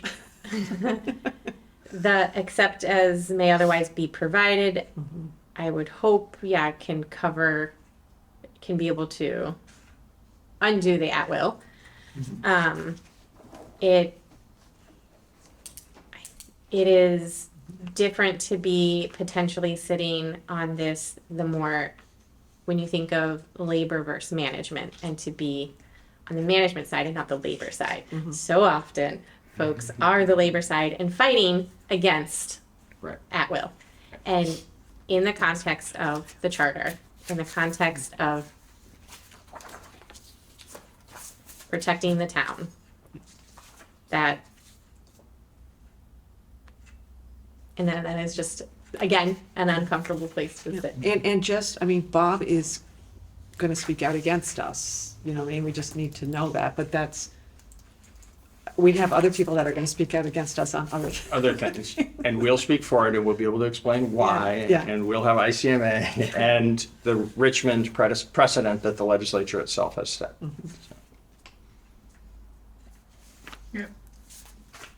Are we ready to vote? Do you have, anyone else have any more comments, questions? Okay, so Maya's made a motion that we accept what we're calling as the Richmond language, which is the language that I read from our July 9th, 2026 meeting backup materials. So all those in favor of accepting that language, please say aye. Aye. Anyone opposed? No, 5-0. Okay. Okay, Thank you all for thank you. working all the way through that. Now we have one more, well, two more, but one more. This is this whole, do we remember this, everybody? This is under capital expenditures. And it's that one sentence, which I've highlighted, which says, which shall not be regarded as indicative of intent. Do you remember, do I need to recap why we're having this conversation? This like started a year ago. And it's really, do we need the such list, which shall not be regarded as indicative of intent, shall specify the possible preferred methods of financing. The issue is, do we need that language? I had a conversation with Bob and Hannah. This was a very interesting meeting. I had a conversation with Bob and Hannah at the same meeting that I had the conversation. The other thing, again, is personal opinion. It's not a legal requirement that we have this in. I made the point that the sentence before it says, or the phrase before it says, which shall not be binding on the select board. The list is not binding on the select board. So saying the list, which is not regarded as indicative of intent, it's very clear that the select board is not, held to stone. If they put this list together, they have to do it. And I said to them, I said, I was on the select board for 6 years, the list was indicative of intent because you put the Yes. list together so that you would know. It doesn't mean that you get to it because you might put, oh, we're going to get to this in 2028. Well, it might be 2050, and the select board is still looking at that grader that they haven't bought that they wanted to buy in 2028. You only put the list together because you want to keep track of what you intend to do. So I said, like, is there a legal reason like that we have to have this thing in? There's no legal reason that we have to have that phrase in. And does Bob want the phrase in? Bob wants the phrase in. He said he would be okay if we took it out, but we have to take out like that whole sentence. You know, it says preferred methods of financing, which doesn't make any sense because we want the list to say, like, hey, if we can finance this through a bond or a grant, or it's got to come out of this. It's again, it's just a belief. You know, I said to him, I go, I guess we disagree on this. It's one of these things we literally are just having this fundamental disagreement on that phrase. You know, It is intent. it is intent. That's what I said. I go, It is intent and it's not binding. It's just like, they've been talking about doing something in front of the Vermont Deli. Oh, I know. And that's for how long, right? And how, you know, And you keep it when on I the moved list. here 14 years ago, they were talking about it. Yeah. And you keep it, you have the list, but I said, when we talked about it, I said, but it says right there, you know. Shall the not be binding. Binding. So we're not binding the select board to anything. But what's the point of the list if you don't intend to do the stuff? Right. Yeah. It's a list of possible capital expenditures. It's not binding, and it should specify possible and preferred methods of financing and the estimated annual cost of operating and maintaining. Yeah. Information, all of that information being useful to the select board and the voters in making decisions about Finance capital. committee Yes. and Right, everybody finance else. committee and everybody else. But not only is which shall not be regarded as indicative of intent superfluous in that full context, but it actually is wrong. It misstates What Yeah. the list is. what this process is actually about. Exactly. Yeah, yeah. And I don't think I don't see the value in taking out the entire sentence that starts such list. I mean, he said, well, you can take it out, but you have to take everything out after it. And it doesn't make any sense. Like, I think we take out which shall not be regarded as indicative of intent. And we're fine. The whole thing is actually really, really helpful, and it goes with all the stuff that you try to keep track of when you're running a municipal government. Like, we need to fix the pool, we need to fix this, we need a fire truck, we need this. And it defeats the purpose to take out that second sentence, you know, so. But there's zero legal reason why we have to keep that in. And remind me, because this was a while ago, did it? The total evolution from the orange copy, Yeah. like, was I can get this that one. 5-year guidance in there? Yes, Yes. this is the same language, I believe. Kate's about to confirm for us, but I believe it's exactly the same language. We didn't do anything to this in our earlier process. It is exactly the same as it has been for years. All we're suggesting is that this, which shall not be regarded as indicative of intent, should be deleted because it's actually incorrect. And Yeah. I do understand though, like, and maybe it wasn't even this conversation, but maybe one of the open town meetings of like asking for a 5, 10, 20-year plan, Right. that somebody raised a concern out loud saying, what if somebody buys the material because of whatever? I really think that was a separate open town meeting, not our, That actually, Probably. that's our meeting. Well, that was actually Hannah's concern. When I rewatched the meeting from a year ago or whatever it was, and Hannah had concern that it wasn't that the select board or the public is going to think it's going to happen, that somebody might go and buy hot mix because they see that there's something on the list. I think the chances of that are like zero. Yeah.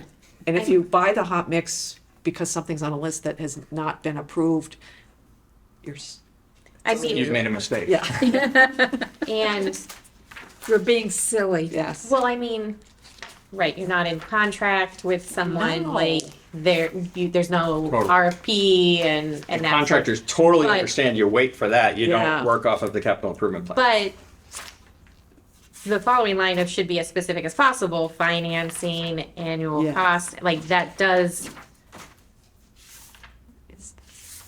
I mean, right, it does show intent, but it also means like you are making steps to maybe have the RFP, but it doesn't mean it's in somebody's hands. You're not binding yourselves to actually implement this thing. You're just showing to the public, these are the things that we're planning to do. By the time we get to year 2 and 3 and 4, there'll be some changes. And in fact, the year 1 projects are always included within the budget and always get approved. But it's because they're included in the budget and get approved that they become actually projects, Yeah. not because they're in the plan. And of course, I love that we and should keep the not binding on the select board, but is there another way to rephrase the exact same thing that isn't that in the negative of like shall not be indicative of intent? Is there another way to like say not binding, but not say that exact same phrase? Because like But the thing I is, would it feel is- more comforting, certainly, but if we did look at a clean version of this without that line, I mean, it does say shall not be binding. Right. The Right. list should be as specific as possible, and that should be.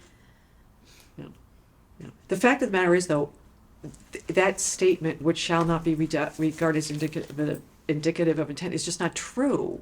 Like, it Right. is indicative of intent. We have a statement that's like just absolutely false based on history. Well, and the document does historically and ought to include the stuff that's set forth here in the second sentence about specify possible and preferred methods of financing and the cost of operation. The cost of operation thing isn't usually right in the capital improvement plan. It's usually part of the discussion about it.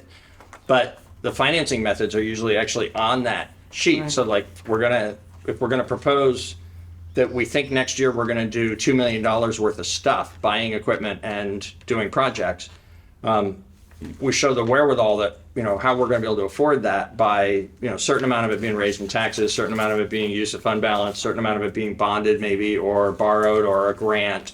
So, Do we think the activity is happening because the charter says so, or is the would the No. activity happen because that is the way it works? good point. So the activity happens because it's best practice. It's the right way to plan for capital improvements as you're doing your budget process that speaks to all of the operations. And we do already call for the submittal of this 5-year plan in that other section that you were mentioning, where we call for a 5-year plan, a 5-year project plan, and a 25-year equipment plan.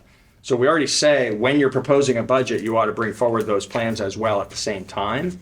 This is speaking to the content of that 5-year capital improvement plan, and it's only speaking to it in the way that it's always been done, not always been done, the way it's been done for decades as a standard best practice, well-accepted practice here in Brattleboro and elsewhere. So what's affected if this whole sentence gets removed, as Bob recommends?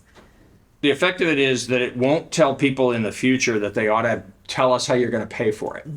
You ought to not only say what are the things we want to do that we think would be good to buy and build, but how are we going to plan to, how are we currently planning to pay for it? And there wasn't any big reason why Bob was like, oh gosh, if you don't have that thing, you shouldn't have this. He was just like, I think I should just take it all out. You know what I mean? There was no big discussion with us on, well, that phrase doesn't impact any of this stuff. There's nothing legal about this. Can I just point out that in the September draft, it says, such lists which shall not be regarded as indicative of intent should specify. It says, That's why we're talking about it now, I because I think understand we that. missed it We back missed then. it. We missed Yeah, it a year ago. I agree. Yeah, I'm just yeah. saying that it's. No, it's in there. That's why we in the need to draft. take action. Yeah. No, because Yeah. we had that prior discussion about it, and I thought we had agreed already to take this Yeah. language out, but we didn't. It was an unfinished piece of business. I was wrong about that.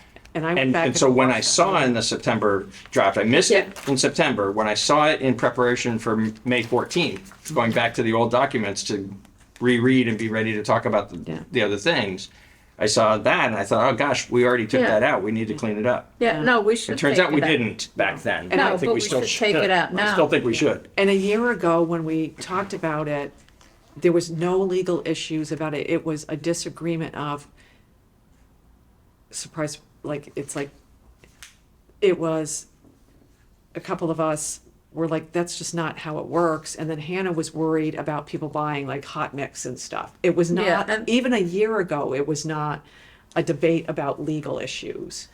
But I went and asked Bob while I was there, saying, is there any legal reason? It's his preference, you know, he thinks, oh, it needs to stay in. But there's no legal reason for it to stay in. I would still, like, my preference would be finding yet another way to say a similar thing, that of the not binding, this, you know, reworking shall not be, I don't know how you're more clear, like, which shall not be binding on the select board. You know I what mean? agree. I totally agree. I would love for there to be one more way to say it. Maybe at the, you know, right again at the beginning, something in front of such list, or maybe it's this non-binding work. I'm just throwing something out there. This non-binding work should be as specific as possible, or maybe it's even a little like, because I do think there's value in both. But the argument I'm hearing in my head is, and it's not totally applicable, but is Hillary saying you can't anticipate everything that's going to happen.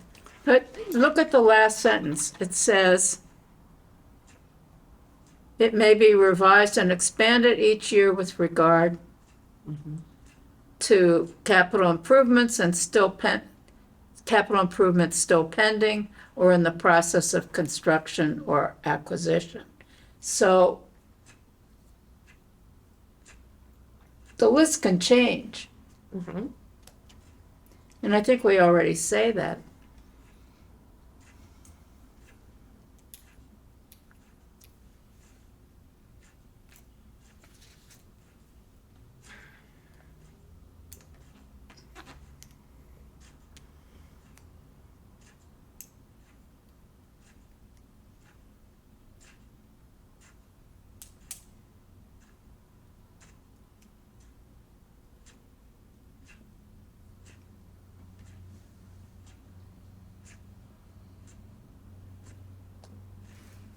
I'm waiting for Joy to think I of know something. it's the, 'Cause I I can't- am trying to you know, I'm testing the, like, you can't anticipate everything that's gonna be a reaction to the words. I'm testing that in this. I'm testing that on the shall not be binding. You can't anticipate, like, okay, but it's not binding, and then should be as specific as possible. Estimated annual cost, like that, like, you can't anticipate, like, how somebody reacts to that. I have a suggestion on this one. I know I heard a majority. I think I heard a almost consensus among us, but clearly not consensus, to eliminate these words. And I hear your concern and you're wanting to wrestle with maybe there's some word tweaking that can actually make it better instead of just striking them. How about if for tonight we strike them? And we're not done yet, right? We're going to have some things coming back to us that haven't even, you know, at least one thing that hasn't even been written yet, but we know what the intent is. So we're going to write up some language and decide together whether it's the right language or not. There's a bunch of other things that we think we have settled on language, but it's all going to go into the document. And then we're going to look at the document one more time very thoroughly and pick at anything that needs to be picked at for final fixing. Is it okay with you if this becomes a final fixing item, if you do come up with an idea of how you think it can be better? Yeah, In because that- I'm sure it'll be a 3 a.m. thought of, here's the word. There you go. So in that case, I'll move that for tonight's purposes, we're going to strike the bold language on page 2 of Kate's July 23rd, actually July 21st memo, which says, which shall not be regarded as indicative intent. I'm moving that we strike that language with the understanding that this piece and all the other pieces are going to get one more look from all of us as we go through. All right. Any more questions or comments on that? Okay, so all in favor of striking that language, say aye. Aye. And Joy's gonna think of another word. And you're gonna text us all at like 3 in the morning. Maybe make a written note. 9. Voice memo, wake you up. Telephone call. We're all gonna want, Telephone I'm gonna call. wanna know, Joyce, you're gonna have to. Okay, here's the next one, there's no resolution to. And I don't know how to find a resolution, because, you know, it was Hillary actually talked to Bob and Hannah about it, and then Hannah had forwarded me the email, and then we had the discussion at the last meeting. But Hillary had talked to me before the meeting saying, you know, I don't want to do something that's going to screw up the youth vote. You know, so I don't know where to go with adding justices of the peace, whether we, it's the whole thing about adding them to Article 2, Section 5. So that in essence, what the town clerk's office is, if they could, not have to count people that haven't said they want to be a write-in. Article 2, Section 5, write-in candidates. Because just to recap, justices of the peace are not town officials. And Article 2, Section 5 deals with town officials. I'm exhausted, I'm inclined, like, if it's up to me, we don't do anything with it. If anybody else wants to figure it out, I'm just too tired to My figure it out. recollection is, from what you told us, and I apologize, I was Yeah. looking at papers, Yeah. and you may have just said this again, and I may have missed it. Okay. My recollection is you told me days ago when we were working on some of the other stuff together, that Hillary actually says this is not that important to her. Right. That she'd like to see this changed, but if it doesn't get changed, it's a small inconvenience on election day Right. to actually count Right, the justice of the peace ballots. exactly. Okay. Yeah. Otherwise, we're gonna have to like get a legal opinion, and it's just gonna No, spiral I into something think we big. should just Leave it alone. leave it alone. Okay, is that okay with you, Joy, or do you wanna pursue? To currently stay mute on it because Hillary's okay with that. Yes. Right. That's where we're landing, if you're landing there too.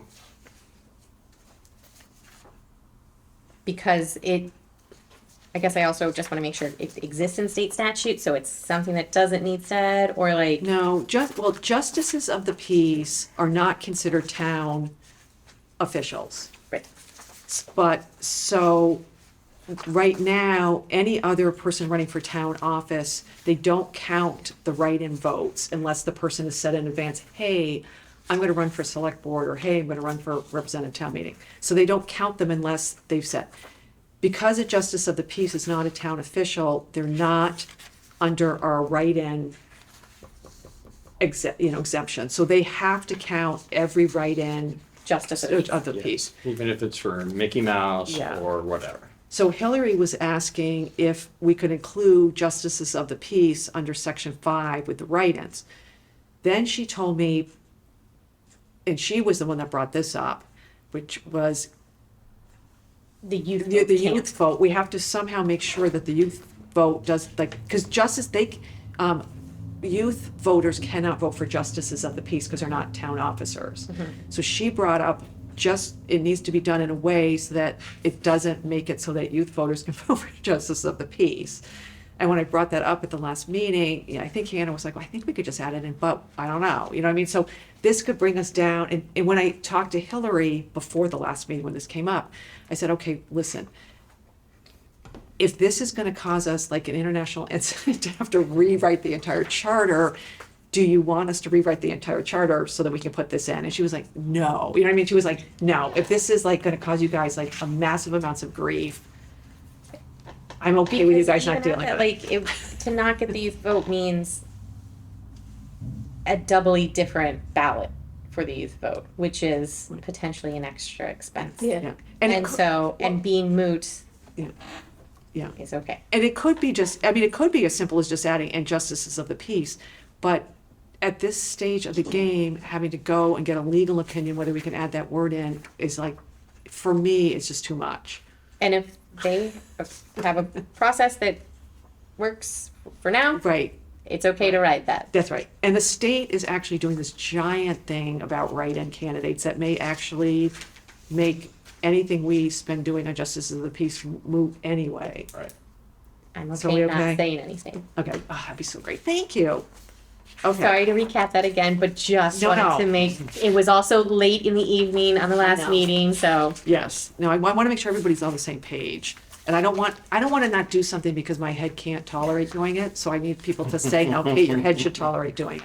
But if Hillary was literally okay with, okay, so I just want to, there's been big, we'll move on. I think we've done all of our text work. Yeah. Yes. Okay, so I wanted to get the text work done before I told you guys this information because I wanted us to be able to focus on the text work and not be focused on what happened 8 hours ago. We're not meeting on July 8th. 28. July 28th, there's so many from the dates in my mind. But we also received other news from the select board, and there's been, literally, it feels like it's been over like the last month, but it's like the last week, things have been moving in a bizarre way. The intent was for our charter changes to go on the November 3rd ballot. I received a call, actually I was at a meeting with Hillary last Wednesday or Thursday night, can't remember which night. And after the meeting, it was like 7:30, and she goes, can you come down to my office? I'm like, I did. So at that point, she's explaining to me that the November 3rd ballot this year is automatically being sent out by the state of Vermont. And it's sent out, it goes out on September 21st. And so all of a sudden it dawned on Hillary that, okay, if it goes out on September 21st, it won't have the charter question on it, which means the town clerk's office would have to make a separate ballot just for the charter. And people would have to make, the state ballots are going out automatically. To get the charter question, people would have to either go to the polls on election day, or they'd have to call and get a separate ballot. So people would be getting this thing from the state, which includes everything else, and then this one thing from the town. Then this would all come in and it would all have to be counted like 5,000 times, you know what I mean, like things. So Hillary thought it through and came up with a really good, I mean, I give Hillary lots of credit because she's been thinking about this, came up with, and she had consulted with Bob and Hillary and Hannah and John Potter about, well, what if we get at least the ballot question on the state ballot? I mean, the charter question on the state ballot, and it would just simply say, you know, do you want to approve the charter as recommended by the select board? Get that simple language on. And to get that simple language on, you have to get that language to the Secretary of State's office by August 4th. August 3rd. And it's very simple. You know, the whole charter won't go on the ballot, it's just that language. So they were all excited, going, ooh, that's okay. But then I was like, ooh, the select board doesn't meet till August 4th. So they thought, well, it's simple language. We can get it to the Secretary of State's office on August 3rd, have the select board ratify that question, you know, to go on the ballot on August 4th. So everybody was like, that's really great.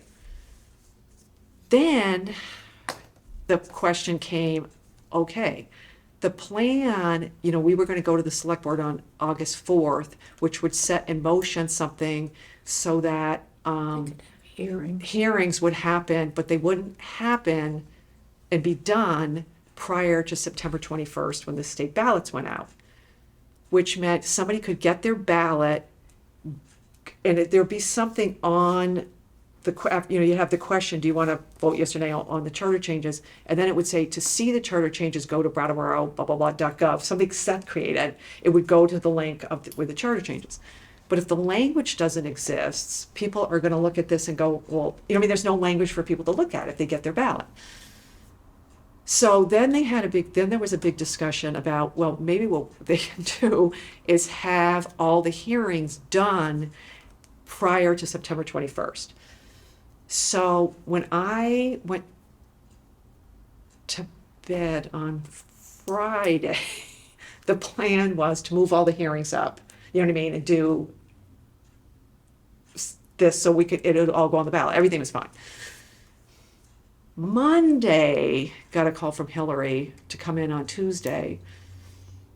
And Tuesday, it became really clear to everybody that it's like humanly impossible with what the select board is trying to do for them to hold hearings and get language done by September 21st. So on Tuesday, the idea was a special ballot vote on December 8th. So on Tuesday, went to sleep. Tuesday went to sleep. Okay, special ballot vote December 8th, because that gives them extra time, you know, to do hearings and whatever. So that's Tuesday. Today at noon, the select board had a meeting, and it was decided that, you know, December 8th would be a special election. What's the I can't even think of the word. How sure are we that anyone's going to go out and vote at this special election? Because it's going to be for this one thing only. Is it worth holding a special election? You know, and Hillary did all the costs and everything and looked at it and thought, and it was like, it wasn't the cost, it was more like, is this really worth it? We've worked hard on all this stuff. They could do their hearings, get the language done so things could happen. But is having an election for one thing on a random date in December really going to get the thing?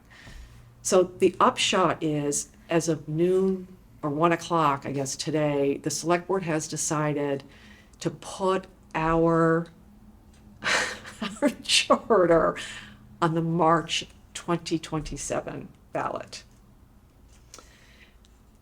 I've had 8 hours to absorb this, so you guys are just absorbing this.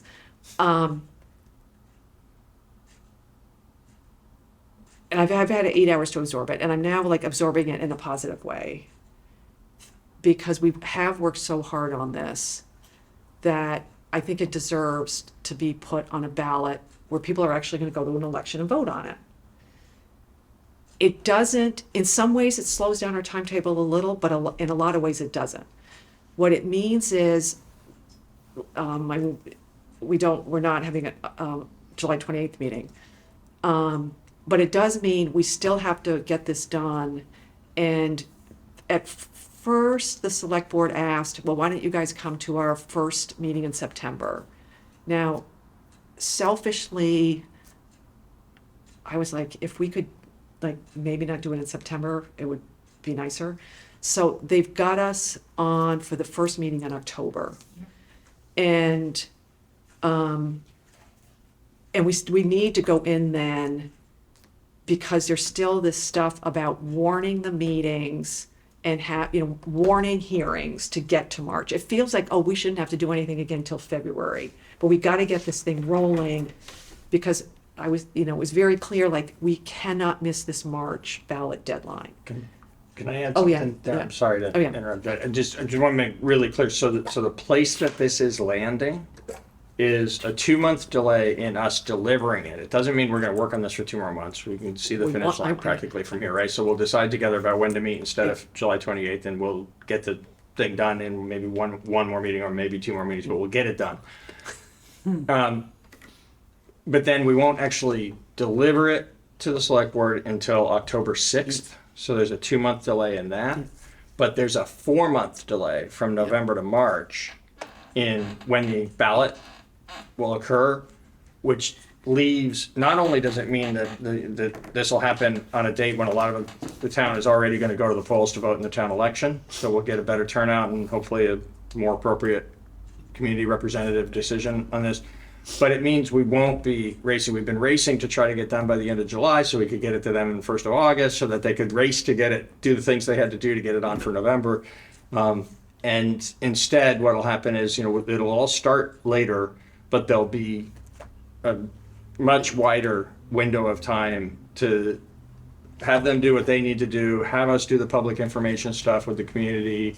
Just have this be a much more orderly and thoughtful process instead of a rushed process. Yeah, just a clarifying question, because I don't believe I was here with the last charter change that went to a townwide vote. That was also a random day though, right? Like that was after warned, it was not a Yeah. traditional election day that the townwide vote took place on the last charter change. On the School the thing? full charter, you're talking about the 15, 18 years ago, that was actually, that would have Oh, gone, no, to- it's that would have gone to an RTM, Yeah.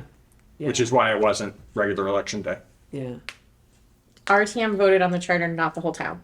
That's how Yeah. it was Yeah. when charter commissions bring forward the recommendations back under the RTM system. They went to RTM, they didn't go to an Yeah. Australian ballot.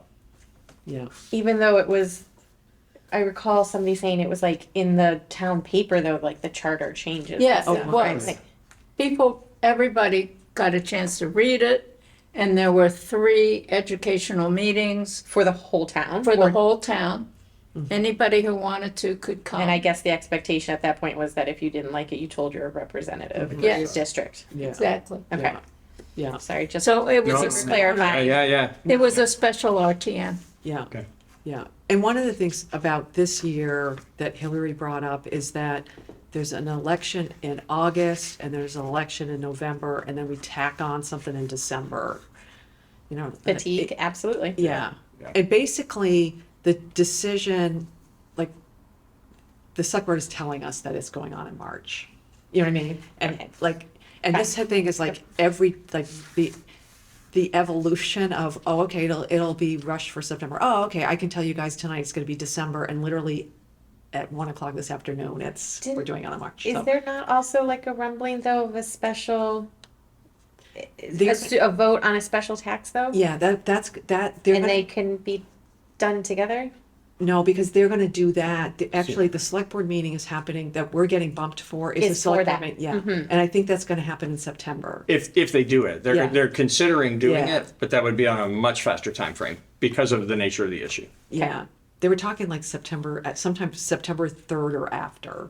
But you're right, but that would be a whole nother one Third, on top of all the rest. an August, a Yes. September, a November, Yeah. Yeah. possibly a Yeah. December. Yes, Yeah, yes, and that's exactly. really going to lead to election fatigue. Yeah, and I do think, like, thinking about it for a while, you know, even though it's like, I just don't, we need to get this thing done. If we're gonna do it, it might as well be done well and give us the opportunity to actually explain the charter. What was sort of difficult about the December thing is that the select board was talking about having hearings and making a decision whether, what they were gonna do with our charter, like, on November 18th, and like, the ballots, early voting starts November 19th, but they weren't gonna decide if they were gonna change our charter until November 18th.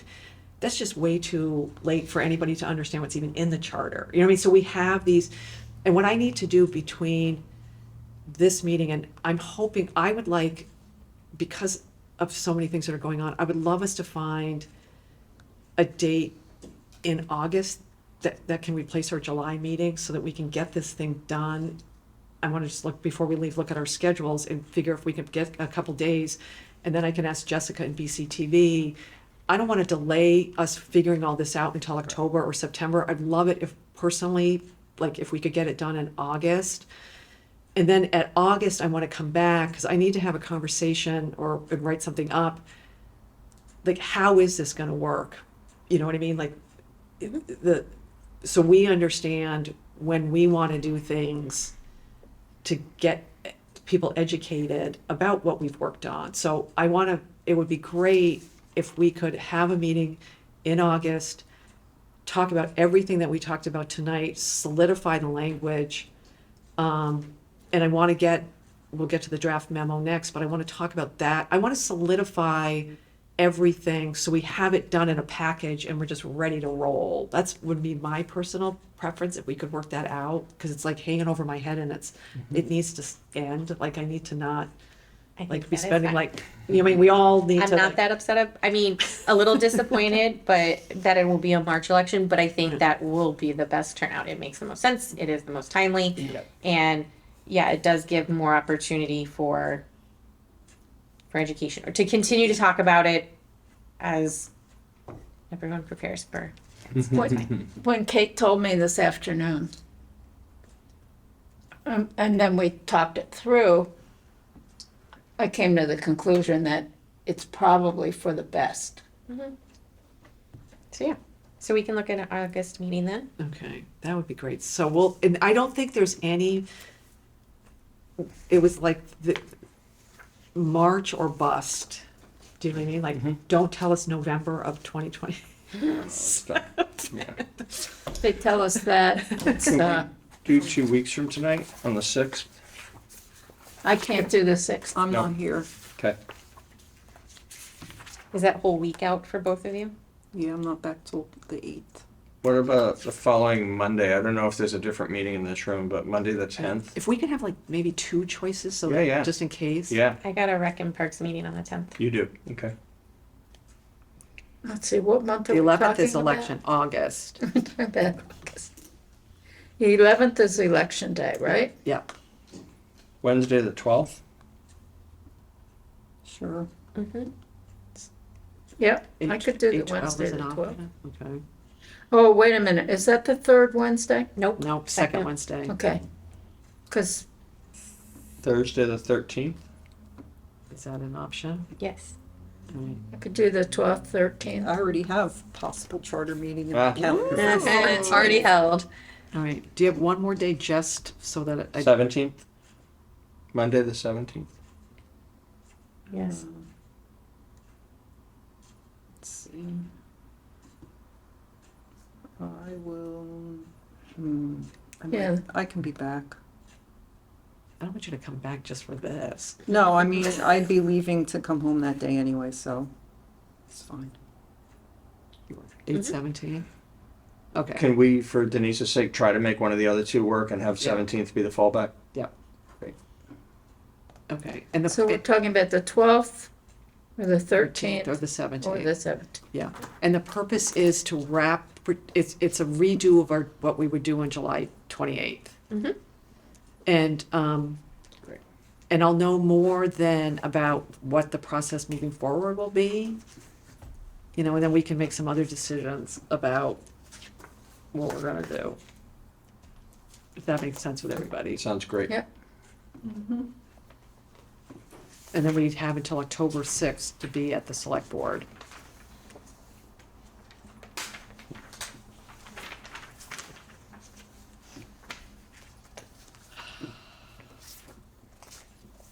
Okay.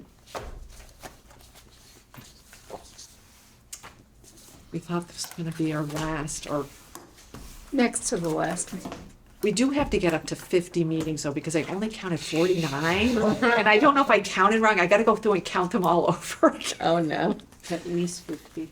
Yeah. Mhm. So Well, we're gonna have to have at least 2 more, I think.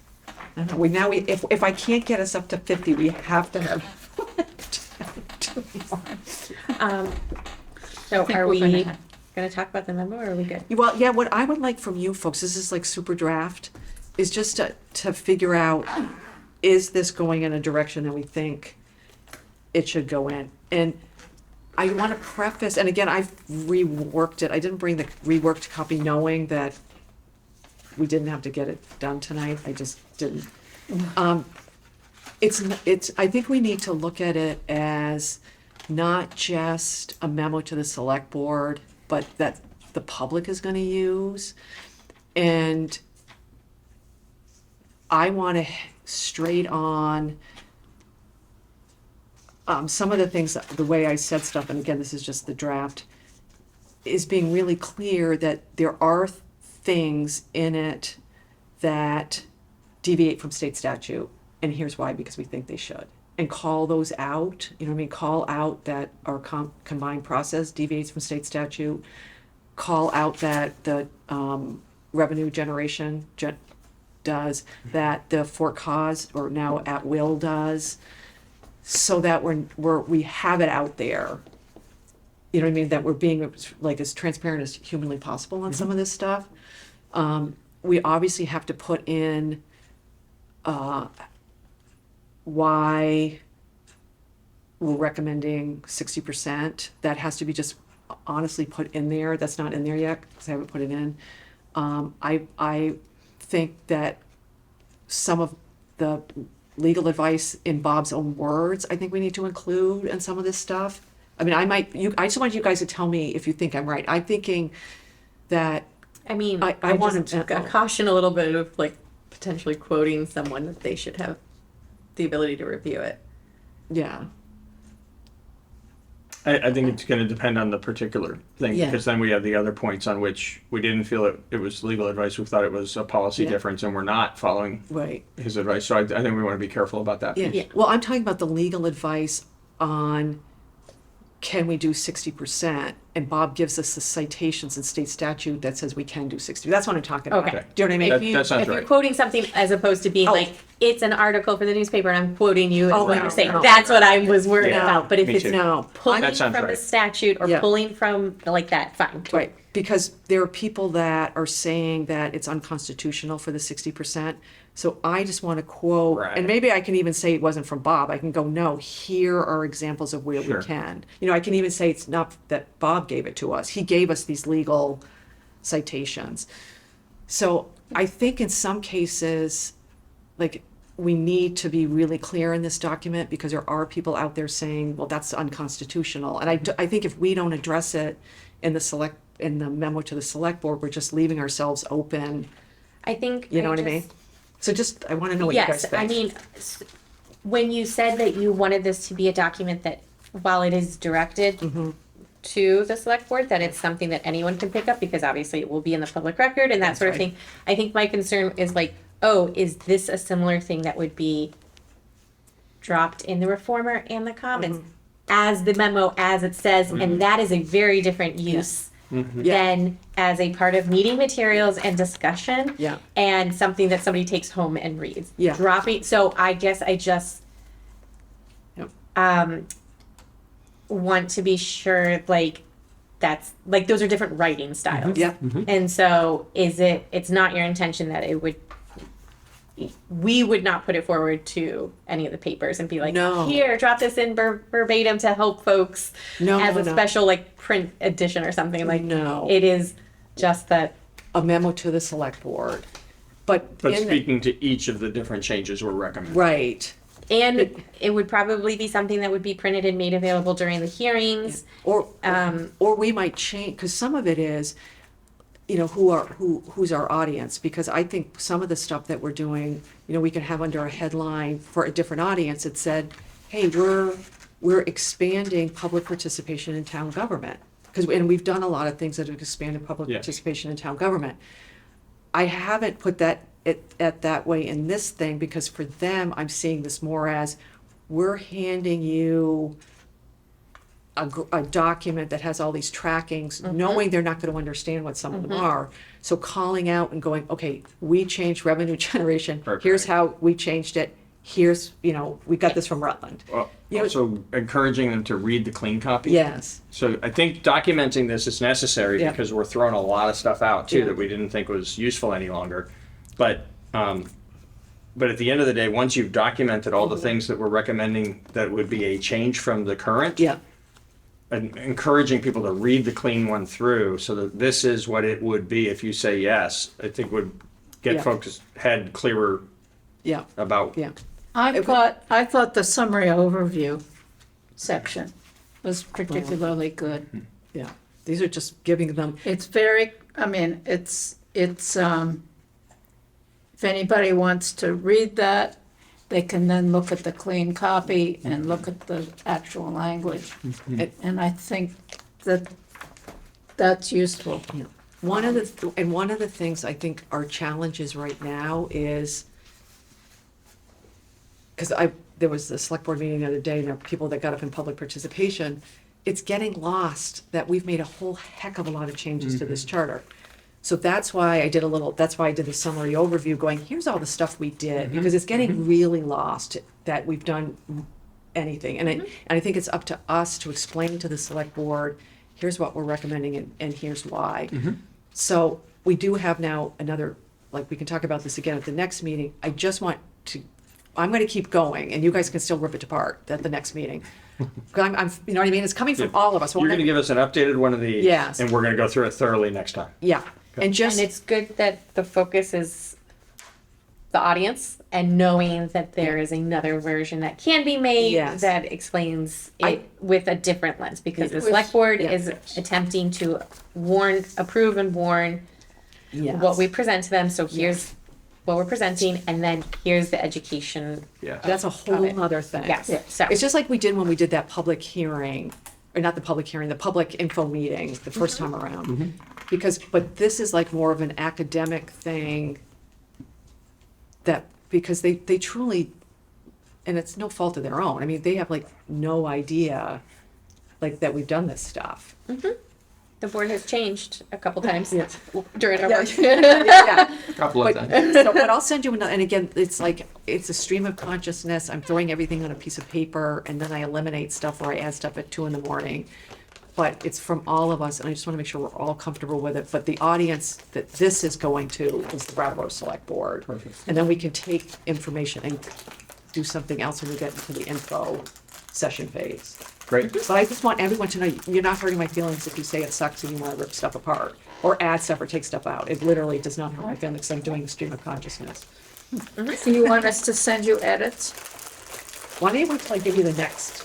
If you see something, what's helpful is if you see something that I've missed, like, oh gosh, Kate, you didn't add this, I think this thing needs to be highlighted. Don't wordsmith it yet, because I'm literally changing it, but like the bigger things that I might be missing, because I'm just going through the charter and writing a list. Cool. Thumbs up. Okay. Okay, so I will get in touch with whoever I have to get in touch with tomorrow about these dates, and then we'll Thank you. hold them, and then I'll, maybe, should we hold, well, I'll decide, I'll see what we wanna do. We can Let's hold decide all it. 3 for now, until you tell us which Yeah, one is. Well, what I'm you want. saying if if we're thinking, what we can do is we'll meet on one of these dates, and then we can decide if we have to meet in September for a day, another day, or, you know what I mean, later in the month. Yeah. Cause we might be all done, and we might not have to, Okay. Good.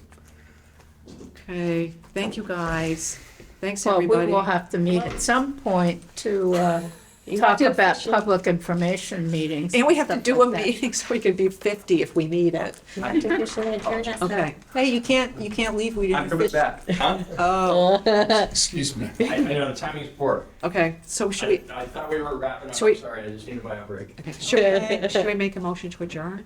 sure, Anyone want to make a motion to adjourn? I move. We adjourn. Denise moves to adjourn, all those in favor? Aye. Thanks.